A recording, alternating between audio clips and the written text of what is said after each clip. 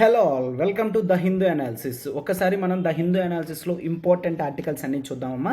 But దానికి ముందు ఒకసారి చూడండి, యూపీఎస్సీ ఇన్ఫినిటీ అనేది కొత్త బ్యాచెస్ మనం 1 జూలై నుంచి స్టార్ట్ చేస్తున్నాం. సో ఇమీడియట్ బేసిస్గా మీరు జాయినింగ్స్ అనేవి చేసుకోండి అమ్మా. ఎఫోర్డబుల్ ఫీజుతోనే మనం ఉంచడం జరుగుతుంది. ఇక్కడ కేవలం ఆన్లైన్ ఫీజు 60,000 రూపీస్ మాత్రమే అండ్ ఆఫ్లైన్ ఫీజు కేవలం 70,000 రూపీస్ మాత్రమే. 60,000 కూడా మీరు ఒకేసారి కట్టాల్సిన అవసరం లేదు. మంత్లీ ఈఎంఐ 5,000 చొప్పున 12 మంత్స్లో మీరు దీన్ని క్లియర్ చేయొచ్చు అనమాట. అండ్ 70,000 10,000 పర్ మంత్ ఇంటూ 7 మంత్స్లో మీరు దీన్ని క్లియర్ చేయొచ్చమ్మా. ఓకేనా సార్? ఆఫ్లైన్ ఎక్కడ చూడమ్మా, వైజాగ్లోని హైదరాబాద్లో 2 బ్రాంచెస్ అనేవి మనకు ఉన్నాయి. Okay, Hyderabad and Visakhapatnam. ఇక్కడ మీరు 2 బ్రాంచెస్లో విజిట్ అయ్యి మీకు ఆఫ్లైన్ ఎక్కడ కావాలంటే అక్కడ మీరు జాయిన్ అవ్వచ్చు. సో కొత్త బ్యాచెస్ 1 జూలై నుంచి స్టార్ట్ అవుతున్నాయి కాబట్టి ఇమీడియట్ బేసిస్ మీద జాయిన్ అవ్వండి. అండ్ మనకి లైఫ్ టైం వ్యాలిడిటీ అనేది ఉంటుందమ్మా. ఎవరు కూడా ప్రొవైడ్ చేయరు, మనకి ఇక్కడ లైఫ్ టైం వ్యాలిడిటీ అనేది ఉంటుంది. ఓకే, అండ్ దీంట్లో ఏంటి, మనకి జనరల్ స్టడీస్ కావాల్సినంత వరకు ప్రిలిమ్స్ అండ్ మెయిన్స్ అనేది పూర్తిగా డీటెయిల్డ్గా కవర్ చేయడం జరుగుతుంది. సీసెట్ టెస్ట్ సిరీస్ అనేవి ఉంటాయి, prelims and mains test series అనేవి ఇంక్లూడ్ అయి ఉంటాయి. And daily current affairs and answer writing programme అనేది మనం చూస్తాము. Okay, daily current affairs programme worth 7,000 and answer writing programme worth 10,000 అనేది మీకు ఫ్రీగా ఇవ్వడం అనేది జరుగుతుంది. ఓకేనా? అండ్ మీరు ఒక్కసారి చూసుకుంటే మీకు అవే కాదు, కాంప్లిమెంటరీ యాక్సెస్ కూడా ఉంటుంది. APSC group 1-2, TSPSC group 1-2, RBI grade B, SSC CGL and ఇవన్నిటికి కూడా మీకు ఫ్రీగా అనేది ఉండడం జరుగుతుంది. ఓకేనా? సో ఇవన్నీ కూడా కేవలం చాలా ఎఫోర్డబుల్ ప్రైసెస్కి ఇస్తున్నాం కాబట్టి లేట్ చేయకుండా ఇక్కడ నెంబర్ చూడండి, 7893899553. ప్రత్యూష మ్యామ్కి కాల్ చేయండి. ఇమీడియట్ బేసిస్లో మీరు జాయినింగ్స్ అనేవి చేసుకోండమ్మా. Everyone, welcome to LTX classes. ఈరోజు మనం ద హిందూ అనాలిసిస్ చూద్దాం. డే 2/6/2022. ఓకే, ఆర్టికల్స్ అన్ని డీల్ చేస్తుంది. This is Srinivas. Okay, first యథావిధిగా మనం ఏం చేస్తామా, ఆర్టికల్స్ టు బి ఎక్స్ప్లోర్డ్ ఏమేమి ఉన్నాయో చూస్తాం. యూపీఎస్సీ రిలేటెడ్గా క్రంచీగా మనం చెప్పుకుంటాము. ఓకే, బ్యాక్గ్రౌండ్ దేనికి కావాలో అవన్నీ చెప్పుకుంటూ మనం క్లాసెస్ అనేది చూద్దాం. ఓకేనా? First articles to be explored ఏంటో చూడమ్మా. ఫస్ట్ ఆర్టికల్ ఏంటి, GST collections jumped 44% to almost 1.41 lakh crore rupees అనమాట. ఇప్పుడు మే మంత్లో 1.41 lakh crores అనేది జిఎస్టీ కలెక్షన్ కింద రావడం జరిగింది. Okay, and A case for community oriented health services. Okay, first article చూసారు కదమ్మా. ఈ ఫస్ట్ ఆర్టికల్ అనేది మనకి GS3 ఎకానమీలో చూస్తాము. ఓకే, ఎకానమీ అనేది రీబౌండ్ అవుతుందా అనేది చెప్పాలి అంటే ఇటువంటి పాయింట్స్ అనేవి మెన్షన్ చేస్తామన్నమాట. ఓకే, 44% GST కలెక్షన్స్ అనేవి ప్రీవియస్ ఇయర్తో కంపేర్ చేస్తే ఉంది అని చెప్తాము. ఆ ఫిగర్ అనేది 1.41 lakh crores అనేది దాటింది అనమాట. Second one, A case for community oriented health సర్వీసెస్లో మనం బ్యూటిఫుల్గా ఆశా వర్కర్స్ ఇవన్నీ కూడా చూస్తాము. హెల్త్ రిలేటెడ్ ఆస్పెక్ట్స్ ఇవన్నీ కూడా సొసైటీ అండ్ సోషల్ ఇష్యూస్ టాపిక్లోకి వస్తుంది. సోషియాలజీ ఆప్షనల్ తీసుకోవడానికి హెల్ప్ అవుతుంది కూడానమ్మా. ఓకేనా? Yes, and health related issues ఏ వచ్చినా కూడా మీకు ఈ ఆర్టికల్ అనేది సప్లిమెంట్ చేస్తుంది. Next, the challenge of reforming death penalty sentence. Okay, death penalty sentence రిఫార్మేషన్స్కి ఎటువంటి ఛాలెంజెస్ ఉన్నాయో చూస్తాము. దిస్ కమ్స్ ఇన్ GS2 పాలిటీలో చూస్తాము. నెక్స్ట్ ఆర్టికల్ చూడండమ్మా, a flip flop with several messages అని అంటాము. ఇక్కడ మనం drug related issues, NCB narcotic control bureau ఇవన్నీ కూడా ఈ ఆర్టికల్లో చూస్తామన్నమాట. This comes in GS3 internal security అని చూస్తాం. GS3 ఇంటర్నల్ సెక్యూరిటీలో ఉంటుంది. And next, government allows cooperatives to sell products online. Sir అదేంటి సార్, కోఆపరేటివ్స్ ఆన్లైన్ ప్రొడక్ట్స్ ఎప్పుడైనా సేల్ చేసుకోవచ్చు కదా? ఎస్, అయితే ఇక్కడ గవర్నమెంట్కి GEM అనేది ఉంటుంది, గవర్నమెంట్ ఈ మార్కెట్ ప్లేస్ అనేది ఉంది. ఇప్పుడు ఇందులో కోఆపరేటివ్స్ కూడా హ్యాపీగా సేల్ చేసుకోవచ్చు అని చెప్పడం జరుగుతుంది అనమాట. క్లియర్? సో ఎస్, అయితే నెక్స్ట్ ఆర్టికల్ చూడమ్మా. This comes in GS3 economy. GS3 ఎకానమీలోని GS2 polity governance పార్ట్లో కూడా చూస్తాము. Next, HAL Hindustan aeronautics limited to convert passenger air crafts into fuel tanks అనేవి చూస్తాము. అయితే ఇక్కడ ఏం చేస్తున్నాం మనం ఇక్కడ సర్క్యులర్ ఎకానమీ లాంటిది క్రియేట్ చేస్తున్నాం అనమాట. సర్క్యులర్ ఎకానమీ అంటే ఏంటి, ఇది సర్క్యులర్ ఎకానమీకి ఎగ్జాంపుల్ కింద ఎట్లా వాడాలి, ఇదంతా కూడా మనం ఆర్టికల్లో చూద్దాం. దిస్ కమ్స్ ఇన్ 3 అనమాట. Okay, yes. And next a help line for abandoned wives of NRIs wives ఎవరైతే అబండెంట్ అయి ఉన్నారో వాళ్ళకి హెల్ప్ లైన్ అనేది నేషనల్ కమిషన్ ఆఫ్ ఉమెన్ అనేది తీసుకొని రావడం జరిగింది. అండ్ ఆ ఇష్యూస్ అన్నీ కూడా మనం చూస్తాము. ఉమెన్ రిలేటెడ్ ఇష్యూస్ ఇవన్నీ కూడా GS2 సొసైటీ అండ్ సోషల్ ఇష్యూస్లో మనం జనరల్గా చూస్తాము. నెక్స్ట్ మే manufacturing PMI, okay, purchases manufacturing index అంటాము, hints at sustained rebound in the sector. ఓకేనా, మ్యానుఫ్యాక్చరింగ్ సెక్టార్ అనేది రీబౌండ్ అవుతుంది, సస్టైన్ అవుతుంది అని కూడా చూస్తాము అనమాట. ఓకే, సో ఆర్టికల్స్ అన్నీ కూడా మనం డీటెయిల్డ్గా సిలబస్ వరకు ఎంత ఇంపార్టెంటో అంతవరకు చూడండి అమ్మా. ఇప్పుడు ఒకసారి చూడమ్మా, మనకి న్యూ బ్యాచెస్ అనేవి ఆప్షనల్కి స్టార్ట్ అవుతున్నాయి. That comes as optional infinity అని చూస్తాం అనమాట. 1 course unlimited access to all optionals అని కూడా మీరు అబ్జర్వ్ చేయొచ్చు. మీరు ఒక ఆప్షనల్ అనేది జాయిన్ అవ్వచ్చు, కావాలంటే తర్వాత స్విచ్ కూడా అవ్వచ్చు అని చూస్తాము.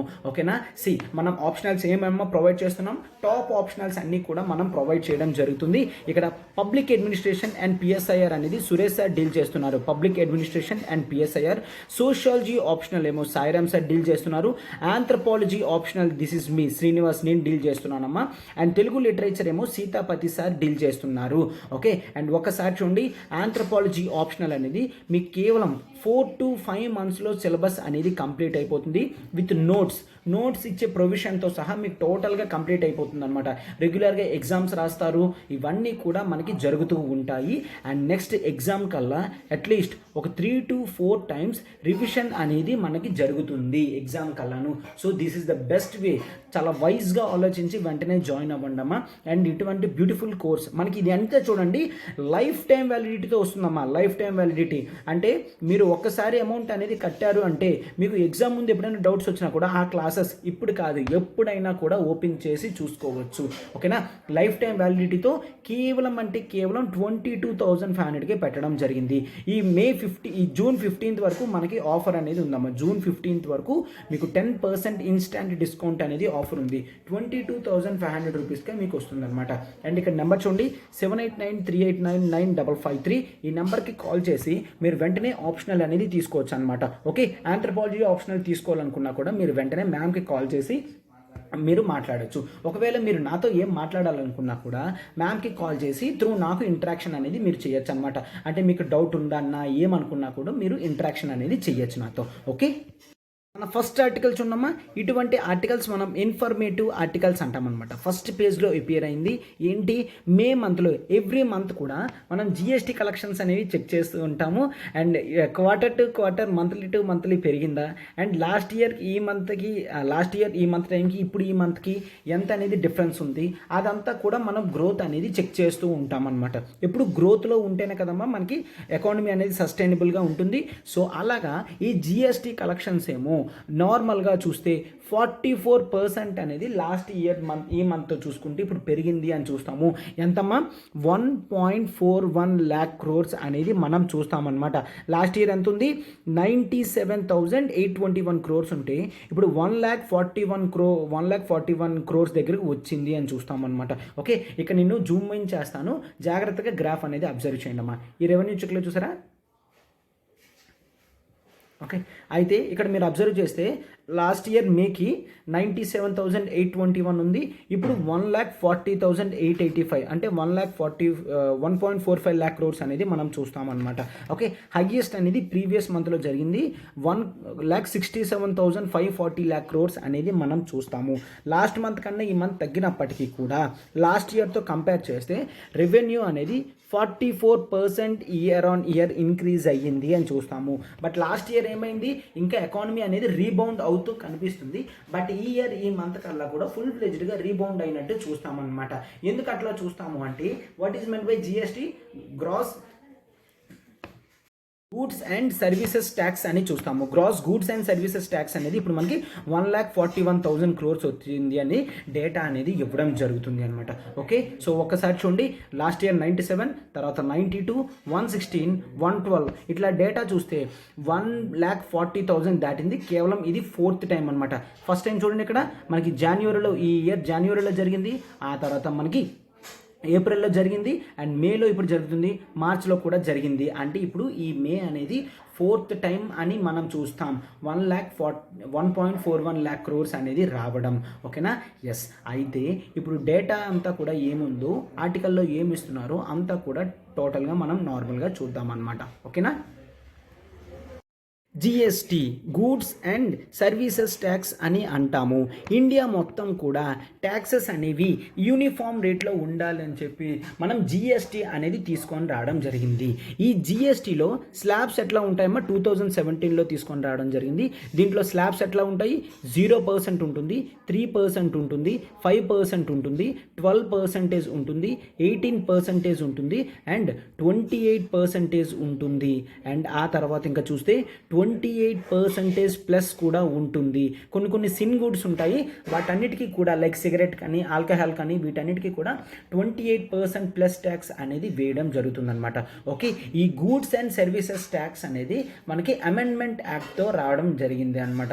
ముందు వరకు మనం వ్యాట్ అనేది ఫాలో అయ్యేవాళ్ళం. వాల్యూ యాడెడ్ ట్యాక్స్ నుండి జిఎస్టీ, గూడ్స్ అండ్ సర్వీసెస్ ట్యాక్స్కి రావడం అనేది జరిగింది అనమాట. ఓకే, అయితే టోటల్ డొమెస్టిక్ ట్రాన్సాక్షన్స్ అండ్ మనం గూడ్స్ అనేవి ఇంపోర్ట్ చేసుకుంటాం కదమ్మా. ఇంపోర్ట్ చేసుకున్నప్పుడు మనము లోకల్కి వచ్చిన తర్వాత దాని మీద కూడా జిఎస్టీ అనేది వేస్తాము. అవన్నీ కలిపి ఇప్పుడు 1.41 lakh crores అనేది మనం అబ్జర్వ్ చేస్తామన్నమాట. ఓకే, మంత్ ఆన్ మంత్ చూస్తే ఇది కాస్త తగ్గింది. ఎందుకు? ప్రీవియస్ మంత్లో ఏప్రిల్ మంత్లో మనం 1.67 lakh crores అనేది చూస్తాము. దిస్ ఈజ్ ద హైయెస్ట్ అనమాట. 1.67 lakh crore rupees అనేది చూస్తాము.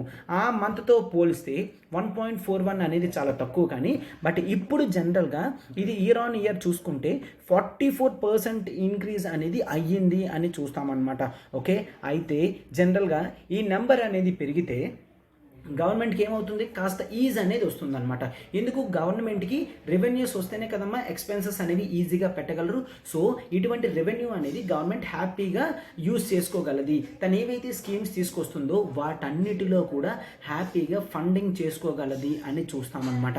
ఓకే, అయితే జనరల్గా మనం జిఎస్టీ చూసుకున్నప్పుడు ఈ వే బిల్స్ కూడా చూడాలి. ఈ వే బిల్స్ అంటే నథింగ్ బట్ ప్రొడక్ట్ అనేది ఒక ప్లేస్ నుంచి మరో ప్లేస్కి వెళ్ళాలి అన్నప్పుడు 50,000 రూపీస్ ప్రొడక్ట్స్ కాస్ట్ అనేది దాటితే ఖచ్చితంగా ఈ వే బిల్ అనేది క్యారీ చేయాలి అని జిఎస్టీ యాక్ట్ చెప్తుందన్నమాట. ఈ వే బిల్స్ జనరేట్ అవుతున్నాయి అంటే ఏంటి? ట్రాన్సాక్షన్ ఆఫ్ ది గూడ్స్ అనేది అకౌంటబుల్ అవుతుంది అనే కదమ్మా మీనింగ్. అవునా? ట్రాన్సాక్షన్ ఆఫ్ గూడ్స్ అనేది ఏమవుతుంది? అకౌంటబుల్గా అవుతుంది అని మనం చూస్తాము. అయితే ఇక్కడ ఈ వే బిల్స్ అనేది ఇప్పుడు ఎంత వచ్చిందమ్మా? ఏప్రిల్ మంత్లో మనకి 7.4 crores ఉంటే ఓకే, జనరల్గా మనం చూస్తే ఇప్పుడు ఈ జనరల్గా ఇప్పుడు మనకి మార్చ్లో ఎంత ఉంది? 7.7 crores మార్చ్లో ఉంటే అది ఏప్రిల్లో 7.4కి అంటే కాస్త తగ్గడం అనేది జరిగింది అనమాట. అయినప్పటికీ కూడా మనకి ఈ ఫిగర్ అనేది రావడం జరిగింది అని చూస్తాం. ఓకే, అయితే ఇన్ జనరల్గా చాలామంది ఏం చెప్తున్నారంటే this shows the sustained growth in the economy అనేది మనం ఎక్స్పెక్ట్ చేయగలము అని చెప్తున్నారనమాట. ఓకే, లాస్ట్ ఇయర్తో పోలిస్తే ఇయర్ బాగా పెరిగింది అండ్ మంత్ టు మంత్ అనేది ఈ మంత్ తగ్గినప్పటికీ కూడా ఓవరాల్గా 1.41 lakh crore అనేది దాటడం 4th టైం కాబట్టి this is the high thing అని కూడా చెప్తున్నారు. ఓకే, అయితే మనకి జిఎస్టీ అనేది చూస్తే ఈ జిఎస్టీ కాంపోజిషన్లో మనకి సెంట్రల్ జిఎస్టీ అనేది ఉంటుంది, తర్వాత స్టేట్ జిఎస్టీ కాంపోనెంట్ ఉంటుంది, ఆ తర్వాత ఇంటిగ్రేటెడ్ జిఎస్టీ కాంపోనెంట్ అనేది ఉంటుంది. ఓకే, అయితే ఇప్పుడు చూడండి ఫర్ ఎగ్జాంపుల్ 18% ట్యాక్స్ ల్యాబ్ ఉందనుకోమ్మా. జనరల్గా సిజిఎస్టీ ఎస్జిఎస్టీ పడితే అది 9% పడుతుంది. ఓకేనా? అండ్ ఒకవేళ 12% పడితే 6% పడుతుంది. సార్ మరి ఐజిఎస్టీ ఎప్పుడు? ఐజిఎస్టీ ఏంటి అంటే integrated goods and services tax అనేది ఒక స్టేట్ నుంచి వేరే స్టేట్కి వెళ్ళినప్పుడు ట్యాక్స్ అనేది పడుతుందన్నమాట. ఫర్ ఎగ్జాంపుల్ ఒక ప్రొడక్ట్ అనేది తమిళనాడు నుంచి ఆంధ్రప్రదేశ్కి వెళ్ళింది అనుకోండి, అప్పుడు ఎస్జిఎస్టీ సిజిఎస్టీ కట్టము. ఐజిఎస్టీ అనేది టోటల్గా 18% అనేది కడతాము అనమాట. అందుకే ఈవే బిల్స్ అవన్నీ కూడా అడుగుతారు. ఓకే, కొంత డిస్టెన్స్ దాటి 50,000 వర్త్ ప్రొడక్ట్ అనుకుంటే ఖచ్చితంగా ఈవే బిల్ అనేది క్యారీ చెయ్యాలి అని చూస్తామన్నమాట. ఓకే, సో అయితే ఒక స్టేట్ నుంచి వేరే స్టేట్కి వెళ్ళినప్పుడు మనం ఐజిఎస్టీ చూస్తాము. అయితే వీటి కలెక్షన్స్ ఎట్లా ఉన్నాయో చూడండి అమ్మా. సిజిఎస్టీ కలెక్షన్స్ ఏమో మనకి ఈ మంత్ ఎంత వచ్చింది, 25,036 crores వచ్చింది అని చూస్తాము.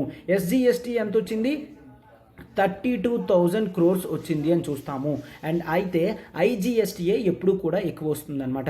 ఎంత, 73,345 crores అనేది వచ్చింది అని చూస్తాం. సో ఓవరాల్గా ఈ ఫిగర్స్లో మనకి 1.41 lakh crores అనేది వచ్చింది.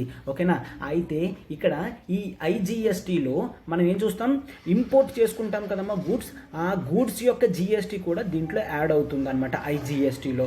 ఓకే, ఎందుకంటే ఇంపోర్ట్ చేసుకుంటున్నప్పుడు ప్రొడక్ట్స్ అన్నీ కూడా ఐజిఎస్టీలో ఇంపోర్ట్ చేసుకున్న గూడ్స్ అన్నీ కూడా మనం చూస్తాము అనమాట. ఓకే, ఈ విధంగా ఓవరాల్ ఫిగర్స్ అనేవి ఉన్నాయి అని చూస్తాం. అండ్ జిఎస్టీలో మనం మెయిన్ ఏం చూస్తామమ్మా, జిఎస్టీ కంపెన్సేషన్ సెస్ కూడా చూస్తాం. ఒక్కసారి చూడండి, జిఎస్టీ కంపెన్సేషన్ సెస్ ఫండ్ అనమాట. అంటే ఏంటి, నేను ఇందాక చెప్పాను కదమ్మా, మనం 28% ప్లస్ ట్యాక్స్ ఉంటుందని, అందులో వచ్చిన కలెక్షన్ అంతా కూడా జిఎస్టీ కంపెన్సేషన్ సెస్లో పెడతాము. దీంట్లో ఎంత వచ్చిందంటే 10,502 crores అనేది వచ్చింది అని చూస్తాము. ఓకేనా, అంటే this is the huge amount అని చూస్తాం. ఎస్, ప్రీవియస్ మంత్లో 10,649 crores అనేది వచ్చింది, అంటే కొద్దిగా మోతాదులోనే మనకి తగ్గింది అని చూస్తాం. ఈ 10,500 crores అనేది ఏం చేస్తాం, స్టేట్స్కి మనం ఇస్తాము అనమాట. ఎందుకు, ముందు వరకు వ్యాట్లో స్టేట్కి కెపాసిటీస్ పవర్స్ అనేవి ఉన్నాయి, బట్ జిఎస్టీ వచ్చిన తర్వాత స్టేట్ రెవెన్యూస్ పడిపోతున్నాయి అన్న ఉద్దేశంతో కంపెన్సేషన్ ఫండ్ స్కీమ్ అనేది తీసుకొని రావడం జరిగింది అనమాట. Yes, 10,502 crore is a good figure for a month అని చెప్పి కూడా అంటున్నారు. అయితే చాలామంది ఎకానమిస్టులు ఏమంటున్నారు, మనం ఆల్రెడీ చెప్పాం, year on year growth rate అనేది లో బేస్ వల్ల కనిపిస్తుంది, but this is the great thing that మనం ఇంకా పైకి వెళ్ళాలి అనుకుంటే this is the good figures అని కూడా చెప్తున్నారు అనమాట. అండ్ మనం ఇక్కడ ఒక వర్డ్ అనేది యూజ్ చేయడం జరిగిందమ్మా, దట్ ఈస్ ట్యాక్స్ బియాన్సీ. ఇది చాలా ఇంపార్టెంట్ కాన్సెప్ట్ అమ్మా, చూడండి ఒకసారి. ట్యాక్స్ బియాన్సీ అంటే ట్యాక్స్ కలెక్షన్, ట్యాక్స్ రేట్ అనేది ఎట్లా పెరుగుతుందో అనేది చూస్తామన్నమాట. ఫర్ ఎగ్జాంపుల్ అది కూడా ఎలాగా, జీడిపి ఎంత పెరిగితే అంత. ఒకసారి చూడండి, 100 rupees జీడిపి ఉన్నప్పుడు మనకి ట్యాక్స్ అనేది 3 rupees వచ్చింది అనుకోండి. అదేవిధంగా ఈ 200 rupees వెళ్ళినప్పుడు ఇది మనం ఎంత వచ్చింది, 4 rupees కానీ 5 rupees కానీ వెళ్తేనే ట్యాక్స్ బియాన్సీ అని అంటాము. 200 rupeesకి జీడిపి వెళ్ళినప్పటికీ 3 rupees ఉంది అంటే ట్యాక్స్ బియాన్సీ 0 అని అంటాము. ఒకవేళ 6 rupeesకి వెళ్ళింది అంటే డబుల్ అని చెప్తామన్నమాట. జిఎస్టీ అంటే జీడిపి అనేది డబుల్ అయినప్పుడు ట్యాక్స్ కలెక్షన్ కూడా మనకి డబుల్ అవుతుంది అని చూస్తాం. అది ట్యాక్స్ బియాన్సీ. ట్యాక్స్ బియాన్సీ ఎప్పుడు కూడా ఎట్లా మెషర్ చేస్తారమ్మా, జీడిపితో మెషర్ చేస్తారు. ట్యాక్స్ రెవెన్యూ టు జీడిపి అనేది చూస్తామన్నమాట. Okay, this is the important topic అని కూడా చూస్తాము. సో ఈ విధంగా టోటల్ ఓవరాల్గా మనం చూస్తామన్నమాట. ఓకే, అయితే ఇప్పుడు మనం మన నెక్స్ట్ ఆర్టికల్లోకి వెళ్తున్నాం, జాగ్రత్తగా అబ్జర్వ్ చేయండి అమ్మా. And one thing, GST compensation cess గురించి ఒక 3-4 లైన్స్ అనేది రాయండి, జిఎస్టీ కంపెన్సేషన్ సెస్ గురించి అనమాట. ఓకే, నెక్స్ట్ ఆర్టికల్ చూడమ్మా, చాలా important article, a case for community oriented health services అని మనం చూస్తాము. Okay, community oriented health services అంటే నథింగ్ బట్ ఇక్కడ చూస్తే రీసెంట్గా మనకి వరల్డ్ హెల్త్ ఆర్గనైజేషన్ నుంచి హెల్త్ లీడర్స్ అవార్డు అనేది రావడం జరిగింది. దేనికి రావడం జరిగింది, accredited social health activist, ASHA activist అని అంటాము. ఏంటమ్మా order, global health global health leaders awards చూస్తాము.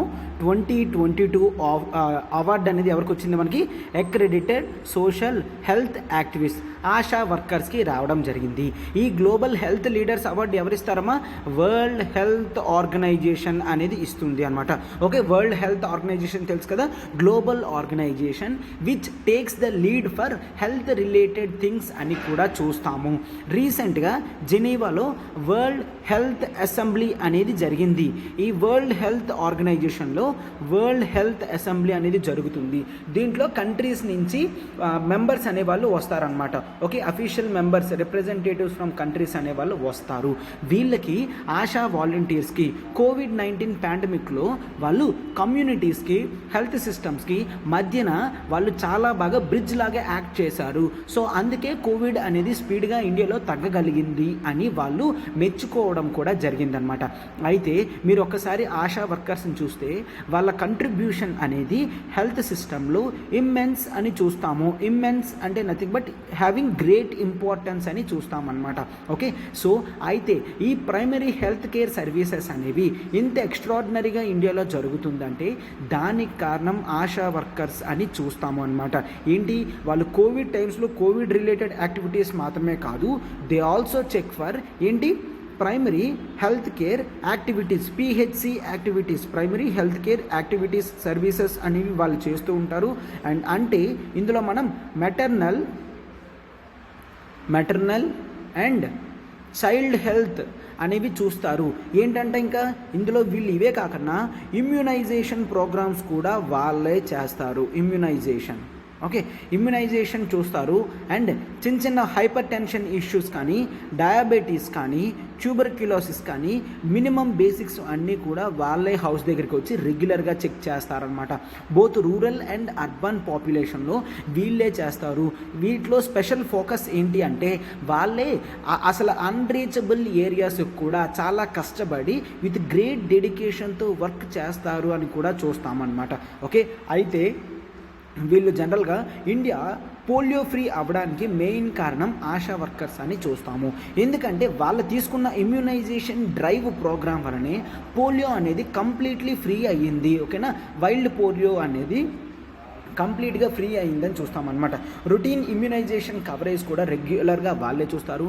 మెటర్నల్ మోర్టాలిటీ తగ్గడానికి కారణం వాళ్ళే, న్యూ బోర్న్ సర్వైవల్ పెరగడానికి కారణం కూడా వాళ్ళే అంటాము. ఓకే, అండ్ ఇన్ జనరల్గా కామన్ డిసీజెస్ ఏవైతే ఉంటాయో వాటికి కావాల్సిన ట్యాబ్లెట్స్ అవన్నీ మనకి రెగ్యులర్గా దొరుకుతున్నాయి అంటే వాటికి కారణం కూడా వాళ్ళే. అంటే వాళ్ళు అన్రీచబుల్ పొజిషన్స్ కూడా, ఏరియాస్కి కూడా వెళ్ళి ఇటువంటి ట్రీట్మెంట్ అనేది ఇస్తున్నారు అని చూస్తామన్నమాట. సార్ అయితే ఆశా వర్కర్స్ గురించి ఇంత చెప్తున్నారు, అది అసలు ఎప్పుడు స్టార్ట్ అయింది, ఎందుకు స్టార్ట్ అయింది, ఎలా స్టార్ట్ అయింది, ప్రతిదీ కూడా చెప్పండి సార్. అయితే ఆశా వర్కర్స్ గురించి, వీళ్ళ ఫార్మేషన్ గురించి ఒక్కసారి చూద్దాం. చూడండి అమ్మా, ఇండియాలో ఆశా ప్రోగ్రామ్ అనేది 2005-2006 మధ్యలో జరిగింది అనమాట. ఓకే, 2005-06లో మనం national rural health machine NRHM, national rural health machine అనేది ప్రోగ్రామ్ స్టార్ట్ చేయడం జరిగింది. అండ్ 2013లో అది రూరల్ ఏరియాస్లోనే కాదు అర్బన్ ఏరియాస్లో కూడా రావాలని నేషనల్ అర్బన్ హెల్త్ మిషన్ అనేది తీసుకొని రావడం జరిగింది. ఆర్ అంటే రూరల్ ఏరియాస్లో, HU అంటే అర్బన్ ఏరియాస్లో తీసుకొని రావడం జరిగింది అనమాట. రూరల్ ఏరియాస్లో తీసుకొచ్చిన తర్వాత దాని సక్సెస్ రేట్ చూసి రూరల్ ఏరియాస్లో మాత్రమే హెల్త్ డెవలప్మెంట్ చేయడం కాదు, అర్బన్ ఏరియాస్లో కూడా డెవలప్ చేయాలన్న ఉద్దేశంతో నేషనల్ అర్బన్ హెల్త్ మిషన్లో కూడా ఆశా వర్కర్స్ని పెట్టడం అనేది జరిగింది అనమాట. అక్రెడిటెడ్ సోషల్ హెల్త్ యాక్టివిస్ట్ అని అంటాం కదమ్మా. అయితే వీళ్ళు ఏం చేస్తారు, వాలంటీర్ ప్రోగ్రామ్ చేస్తారనమాట. మెయిన్లీ వీటిలో మనం నేషనల్ రూరల్ ఒకసారి హెల్త్ మిషన్ అని చూసుకుంటే ఎవ్రీ 1000 పీపుల్, రూరల్ ఏరియాస్లో 1000 పీపుల్కి, అర్బన్ ఏరియాస్లో 2000 పీపుల్కి మనకి ఫ్లెక్సిబుల్గా మనకి ఎవరుంటారు, ఆశా వర్కర్స్ అనేవాళ్ళు ఉంటారు. అంటే తక్కువ పాపులేషన్ని వీళ్ళు చూసుకోవడం వలన వాళ్ళ కేర్ఫుల్ హెల్త్ సర్వీసెస్ అన్నీ కూడా వీళ్ళు అబ్జర్వ్ చేసే పొజిషన్లో ఉంటారనమాట. అంటే వీళ్ళు ఎక్కువ మెంబర్స్కి, అందరికీ తక్కువ సర్వీస్ ఇచ్చే కన్నా ఎక్కువ సర్వీస్ అనేది తక్కువ మెంబర్స్కి ఇవ్వడమే హెల్త్లో చాలా మంచి ప్రోగ్రామ్ అని చూస్తాము అనమాట. ఓకే, అయితే ఇక్కడ ఏం చేస్తారు, వీళ్ళ మెయిన్ రోల్ కూడా ఏంటి అంటే కమ్యూనిటీ ఏదైతే ఉంటుందో ఆ కమ్యూనిటీనే ఓవరాల్గా హెల్త్ డెవలప్మెంట్ అనేది చేస్తారనమాట. Okay, health health development of community programme అనేది చూస్తారనమాట. ఓకే, అయితే ఇక్కడ జనరల్గా ఇంకేం చూస్తాం, ఆశా ప్రోగ్రామ్ అనేది మనం జనరల్గా 2 ఇనిషియేటివ్స్తో చూస్తాము. ఓకేనా, 2 పాస్ట్ ఇనిషియేటివ్స్తో చూస్తూ 2006లో దీన్ని క్లియర్గా చూడడం అనేది జరిగింది అనమాట. ఒకటి 1970sలోని, ఆ తర్వాత 2000sలోని. ఓకే, 1970sలో ఏమైందో ఒక్కసారి చూడండి. 1970sలో మనకి జనరల్గా WHO వాళ్ళు ఒక రిపోర్ట్ అనేది తీసుకొని రావడం జరిగింది, హెల్త్ బై ది పీపుల్ అని. అంటే ఏంటి సార్, హెల్త్ అనే కాన్సన్ట్రేషన్ ఎవరు తీసుకోవాలంట, కమ్యూనిటీ లెవెల్లో తీసుకోవాలి, పీపులే స్వయంగా తీసుకోవాలి. ఎవరి హెల్త్ గురించి వాళ్ళకి ఇంపార్టెన్స్ ఉంటుంది కాబట్టి వాళ్ళే తీసుకోవాలి అని చూస్తామన్నమాట. అండ్ ఆ తర్వాత there is something that declaration, ఇది చాలా ఇంపార్టెంట్ అమ్మా, యూపీఎస్సీలో ఆల్రెడీ అడగడం కూడా జరిగింది. దట్ ఈజ్ ఆల్మా అటా డిక్లరేషన్. ఆల్మా అటా డిక్లరేషన్. ఈ ఆల్మా అటా డిక్లరేషన్ అంటే ఏంటి సార్, ఇక్కడ ప్రైమరీ హెల్త్ కేర్ అనేది గ్లోబల్ లెవెల్లో రావాలి అని ఇంటర్నేషనల్ కాన్ఫరెన్స్ అనేది ఆల్మా అటా ఏరియాలో జరిగింది. ఇక్కడ ఆల్మా అటా ఎక్కడుందమ్మా, కజకిస్తాన్లో ఉందన్నమాట. ఓకే, 1970sలో మనము ఆల్మా అటా డిక్లరేషన్ అనేది తీసుకొని రావడం జరిగింది. ఇక్కడ it gave the emphasis for what, దేనికి, హెల్త్ వర్కర్స్ అనేది ఉండాలి. ఒకసారి చూడండి, హెల్త్ వర్కర్స్ అనేవాళ్ళు ఉండాలి. ఎక్కడ ఉండాలి, వెరీ కమిటెడ్గా ప్రైమరీ హెల్త్ సర్వీసెస్ చూసుకోవడానికి ప్రైమరీ హెల్త్ ఏరియాస్లో ఉండాలి, ప్రైమరీ హెల్త్ కేర్ ఇచ్చేటట్టు ఉండాలి అనమాట. అండ్ ఈ హెల్త్ వర్కర్స్ ఎట్లా ఉండాలి, they should be very participatory. Okay, ఏదో చెయ్యాలి అని వర్క్ చేయకూడదు, పార్టిసిపేటివ్ మోటివ్తోనే వాళ్ళు వర్క్ అనేది చెయ్యాలి. అండ్ వీళ్ళు ఎప్పుడూ కూడా పీపుల్ సెంట్రిక్గా ఉండాలి, పీపుల్ సెంట్రిక్గా ఉండాలి, వాళ్ళు యాక్టివిస్ట్ లాగే వర్క్ చేయాలి అన్న ఉద్దేశంతోనే పేరు కూడా ఆ విధంగా పెట్టడం జరిగింది అనమాట. ఓకే, అయితే ఇక్కడ జనరల్గా ఇంప్లిమెంట్ చేసిన కొన్ని రోజులకే సక్సెస్ రేట్ అనేది రాలేదు అనమాట. ఓకే, ఎందుకు, they fail to connect with the people అనేది చూస్తామన్నమాట. ఓకే, అండ్ పీపుల్ కూడా వీళ్ళని మిగిలిన వర్కర్స్ లానే చూస్తున్నారన్నమాట, గవర్నమెంట్ స్టాఫ్ లా చూస్తున్నారు తప్ప వీళ్ళకి ఒక ఇంపార్టెంట్ రోల్ అనేది ఇవ్వట్లేదు. అండ్ పొలిటికల్ విల్ కూడా అంత లేకపోవడంతో ఈ కమ్యూనిటీ హెల్త్ వాలంటీర్ ప్రోగ్రామ్ అనేది కంప్లీట్గా జీరో అయిపోయింది. అప్పుడు పేరేంటమ్మా, కమ్యూనిటీ హెల్త్ వాలంటీర్ ప్రోగ్రామ్. ఇక్కడ వాలంటీర్ అంటున్నాం కదా, కమ్యూనిటీ హెల్త్ వాలంటీర్ ప్రోగ్రామ్ కింద తీసుకొని రావడం జరిగింది.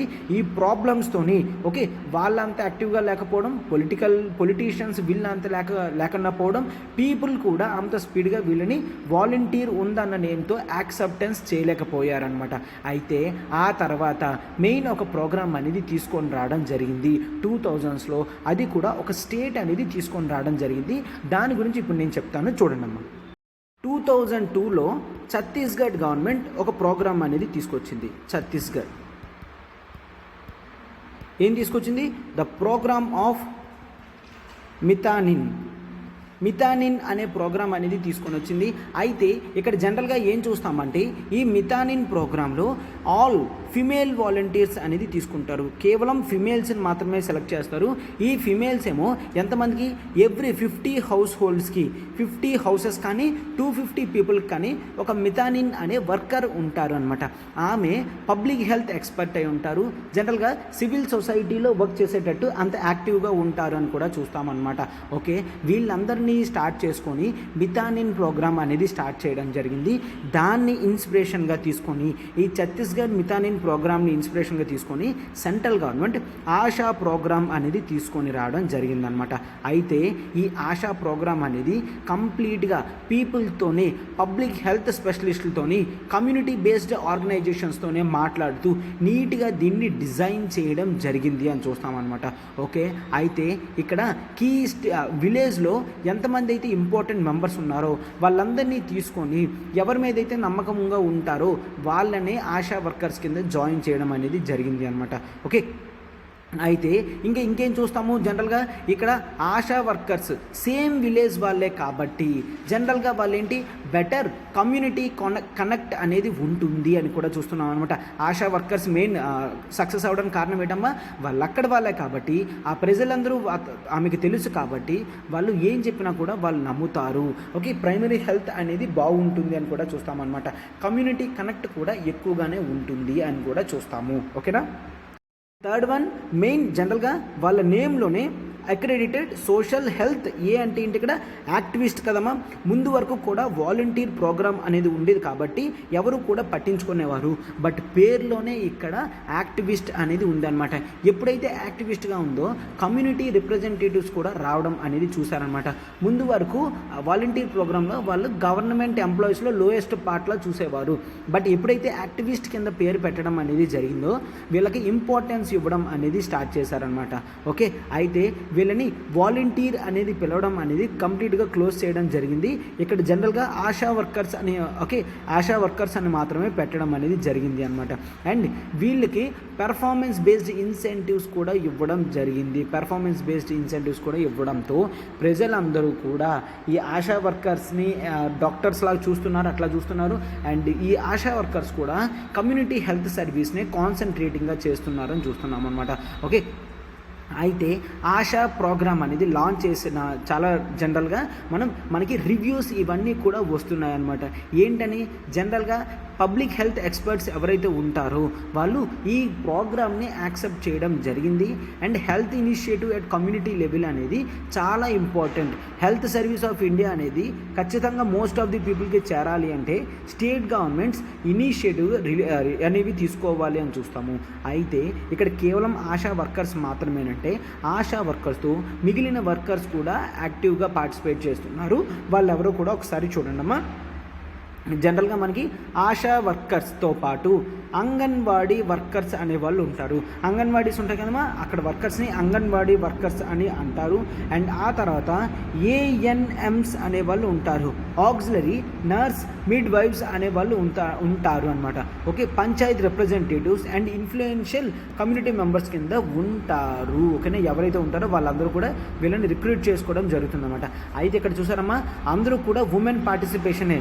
Anganwadi workers, okay, ANMs and next ASHA workers.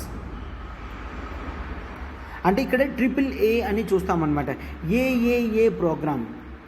ఈ ఏఏఏ ప్రోగ్రామ్ అనేది సక్సెస్ఫుల్గా అవుతుంది అని మనం చూస్తాము. ఓకే, అయితే ఇక్కడ చాలామంది హెల్త్ కానీ న్యూట్రిషనల్ సర్వీస్ డెలివరీ కూడా చూడడం జరిగింది. ఓకే, కోవిడ్ టైమ్స్లో కూడా ఈ AAA నుంచి మనకి వర్క్స్ అనేవి ఎక్కువ రావడం అనేది చూసాం అనమాట. అయితే కొన్ని ఛాలెంజెస్ కూడా ఉన్నాయి. ఛాలెంజెస్ ఏంటి అంటే వీళ్ళకి ఫిక్స్డ్ శాలరీస్ అనేవి లేవు, కెరీర్ ప్రోగ్రెషన్ అనేది లేదు, పర్ఫార్మెన్స్ బేస్డ్ ఇన్సెంటివ్స్ ఇచ్చినప్పటికీ కూడా టోటల్ పేమెంట్ అనేది చూస్తే చాలా తక్కువగా ఉన్నది అని చూస్తాము. పర్ఫార్మెన్స్ బేస్డ్ ఇన్సెంటివ్స్ ఇచ్చినా కూడా వాళ్ళు ఓవరాల్ శాలరీ అనేది తక్కువ ఉండడంతో వాళ్ళకి అంత ఇంపార్టెన్స్ అనేది తెలియడం లేదని చూస్తాము. అండ్ హెల్త్ లెవెల్లో మనం ఎక్స్పెండిచర్ చేసేది చాలా తక్కువ చూస్తామన్నమాట. ఓకే, చాలా తక్కువ చూడడం అనేది జరుగుతుంది. జనరల్గా India state needs to develop a mechanism for higher remuneration. చాలా ఆశా వర్కర్స్కి హై రెమ్యూనరేషన్ వచ్చేటట్టు కష్టపడాలి అని చెప్తున్నారు. అండ్ ఆ తర్వాత ఇన్సెంటివ్ బేస్డ్ పర్ఫార్మెన్స్ అనేది ఇవ్వాలి. బట్ ఆ ఇన్సెంటివ్ బేస్డ్ పర్ఫార్మెన్స్ కూడా కేవలం స్కూల్ కాలేజెస్ టైంలో ఇవ్వకూడదు అని మనం చూస్తామన్నమాట. ఓకే, అయితే ఇంకొక ఇన్స్టిట్యూషనల్ మెకానిజం ప్రాబ్లం కూడా ఉంది. ఏంటది? కెపాసిటీ బిల్డింగ్ అనేది జనరల్గా మనం చూడము. కెపాసిటీ బిల్డింగ్ జరిగితే ఆశా వర్కర్స్ అండ్ ఏఎన్ఎంస్ అనేవాళ్ళు హయ్యర్ సర్వీసెస్కి వెళ్ళొచ్చు. సో ఇన్ని మెషర్స్ అనేవి కూడా మనం దీంట్లో చూడొచ్చు అని చూస్తామన్నమాట. అయితే ఇక్కడ ఆశా వర్కర్స్ జనరల్గా మన రివ్యూ అనేది చూస్తే వీళ్ళు ఇన్ జనరల్గా మనం ఏం చూస్తాం, benefits of social security services కానీ హెల్త్ ఇన్సూరెన్స్ కానీ ఇవన్నీ కూడా చూసుకుంటాము అని చూస్తామన్నమాట. ఓకే, అయితే ఆశా వర్కర్స్ ఎప్పుడు కూడా సోషల్ వెల్ఫేర్ స్కీమ్స్ని మెటీరియలైజ్ చేయడానికి అంటే ప్రజలకు చేరువలోకి చేయడానికి మాత్రమే కష్టపడతారు అని చూస్తాము. Okay, and arguments many national health machine కానీ ఆశా కానీ వీళ్ళందరూ కూడా పర్మనెంట్ గవర్నమెంట్ ఎంప్లాయీస్ కింద ఉంటారు అని చెప్పడం జరిగిందనమాట. ఓకే, రీసెంట్ ఇష్యూ ఎందుకు వచ్చిందంటే ఎక్స్టర్నల్ రివ్యూ ఉండాలి అని చూస్తామన్నమాట. ప్రయారిటీ బేసిస్ మీద ఎక్స్టర్నల్ రివ్యూ అనేది ఉండాలి. షార్టేజ్ ఆఫ్ వర్క్ ఫోర్స్ అనేది ప్రతి లెవెల్లో ఉంది, దాన్ని ఇమీడియట్ బేసిస్ మీద క్లోజ్ చేయాలి అని చూస్తామన్నమాట. ఓకే, అయితే నెక్స్ట్ WHO అవార్డు అనేది ఇప్పుడు ఈ ఆశా ప్రోగ్రామ్ వర్కర్స్కి ఇవ్వడం జరిగింది కాదు, వాలంటీర్స్కి ఇవ్వడం జరిగింది కాబట్టి this is the proud moment and every health functionary working ఎవరైతే ఉన్నారో who are poor and underserved in India వాళ్ళు ఈ రోల్ని అక్నాలెడ్జ్ చేయాలి. గవర్నమెంట్ ఎగెన్స్ట్గా వస్తే మనందరం కూడా కలిసి క్వశ్చన్ అనేది అడిగితే అది చాలా స్ట్రాంగ్గా ఉంటుంది అని కూడా డిసైడ్ చేయడం జరిగింది అనమాట. ఓకేనమ్మా, ఇది ఆర్టికల్ మొత్తం డీటెయిల్డ్గా కవర్ చేయడం అనేది జరిగింది. ఓకే, అయితే ఇప్పుడు మరింక ఆర్టికల్ చూడమ్మా. నెక్స్ట్ ఆర్టికల్ చూడమ్మా, important article, the challenge of reforming death penalty sentencing. Okay, death penalty అనేది ఇస్తున్నారు. ఈ డెత్ పెనాల్టీ అనేది లాస్ట్లోనే ఇవ్వాలి అని చాలాసార్లు కోర్టు అనేది చెప్పడం జరిగింది. అండ్ ఈ ఆర్టికల్ అనేది చాలా ఇంపార్టెంట్, చాలా బాగా రాయడం అనేది జరిగిందమ్మా. ఇది మనం ఎగ్జామినేషన్లో యూజ్ చేసుకోవచ్చు అనమాట. కోర్ట్స్ ఇప్పుడు వాళ్ళ ఒపీనియన్స్ అనేవి ఎట్లా చేంజ్ చేయడం జరిగింది, ఇప్పుడు ఫెయిర్నెస్ ఆఫ్ ది ప్రొసీజర్ కూడా తీసుకొని రావడం జరిగింది. ఈ కొత్త ప్రొసీజర్లో ఒక కొత్త ఓరియంటేషన్ కూడా మనం చూడడం అనేది జరుగుతుందన్నమాట. సో ఆర్టికల్ అంతా నీట్గా డీటెయిల్డ్గా చూద్దాం, అప్పుడు మీకు పూర్తిగా అర్థమవుతుంది. సిన్స్ డెకేడ్స్ మనం జనరల్గా ఏది చూస్తున్నాం, ఎప్పుడు కూడా డెత్ పెనాల్టీ అనేది ఫెయిర్నెస్కి ఆపోజిట్గా ఉంటుంది. ఎందుకంటే ఒక హ్యూమన్ బీయింగ్ ప్రాణం తీయడం అనేది చాలా ఘోరంగా ఉంటుంది కదమ్మా. డెత్ పెనాల్టీ అనేది కేవలం రేరెస్ట్ ఆఫ్ ది రేర్ కేసెస్లోనే ఇవ్వమని సుప్రీంకోర్టు ఎప్పుడు చెప్తూ ఉంది అనమాట. సో అందుకనే అటువంటి ఆర్బిట్రరీనెస్ని క్లోజ్ చేయడానికి చాలా వరకు సుప్రీంకోర్టు చాలా ప్రయత్నాలు అనేవి చేస్తుంది. బట్ అప్పటికి కూడా కొన్నిసార్లు మాత్రం ఇవ్వడం అనేది తప్పడం లేదు. ఓకే, అయితే డెత్ పెనాల్టీ అనేది సిగ్నిఫికెంట్ కన్సర్న్గా చూస్తున్నాము అనమాట. ఓకే, అయితే రీసెంట్గా కోర్ట్ జడ్జిమెంట్ ఒక కేసు అనేది రావడం జరిగింది. That is Manoj and others versus state of Madhya Pradesh. ఈ కేసులో జనరల్గా ఏంటి, లాంగ్ ఇగ్నోర్డ్ ఆస్పెక్ట్స్ అన్నీ కూడా డీల్ చేయడం జరిగింది. ఎంపీ మధ్యప్రదేశ్ అమ్మ. ఇక్కడ జనరల్గా కోర్టు ఏం చేస్తుందంటే ప్రొసీజరల్ ఫెయిర్నెస్ అనేది కూడా చూడమంటుంది. Procedural fairness in sentencing. Lower కోర్ట్స్లో ఎక్కడైతే ఈ డెత్ సెంటెన్స్ అనేది ఇస్తున్నారో ప్రొసీజరల్ ఫెయిర్నెస్ అనేది ఇవ్వడం జరిగింది. అయితే ఫస్ట్ మనం చూస్తే 1980లో మనకి ఎప్పుడు కూడా డెత్ సెంటెన్స్ అంటే గుర్తు రావాల్సిన case Bachan Singh versus state of Punjab అని చూస్తాము. Bachan Singh versus state of Punjab. ఈ Bachan Singh versus state of పంజాబ్లో మనకి ఏం జరిగింది చెప్పడం జరిగిందమ్మా, సుప్రీంకోర్టు అనేది అప్హెల్డ్ చేయడం జరిగింది. డెత్ పెనాల్టీ అనేది ఉండాలి అని చెప్పడం జరిగింది.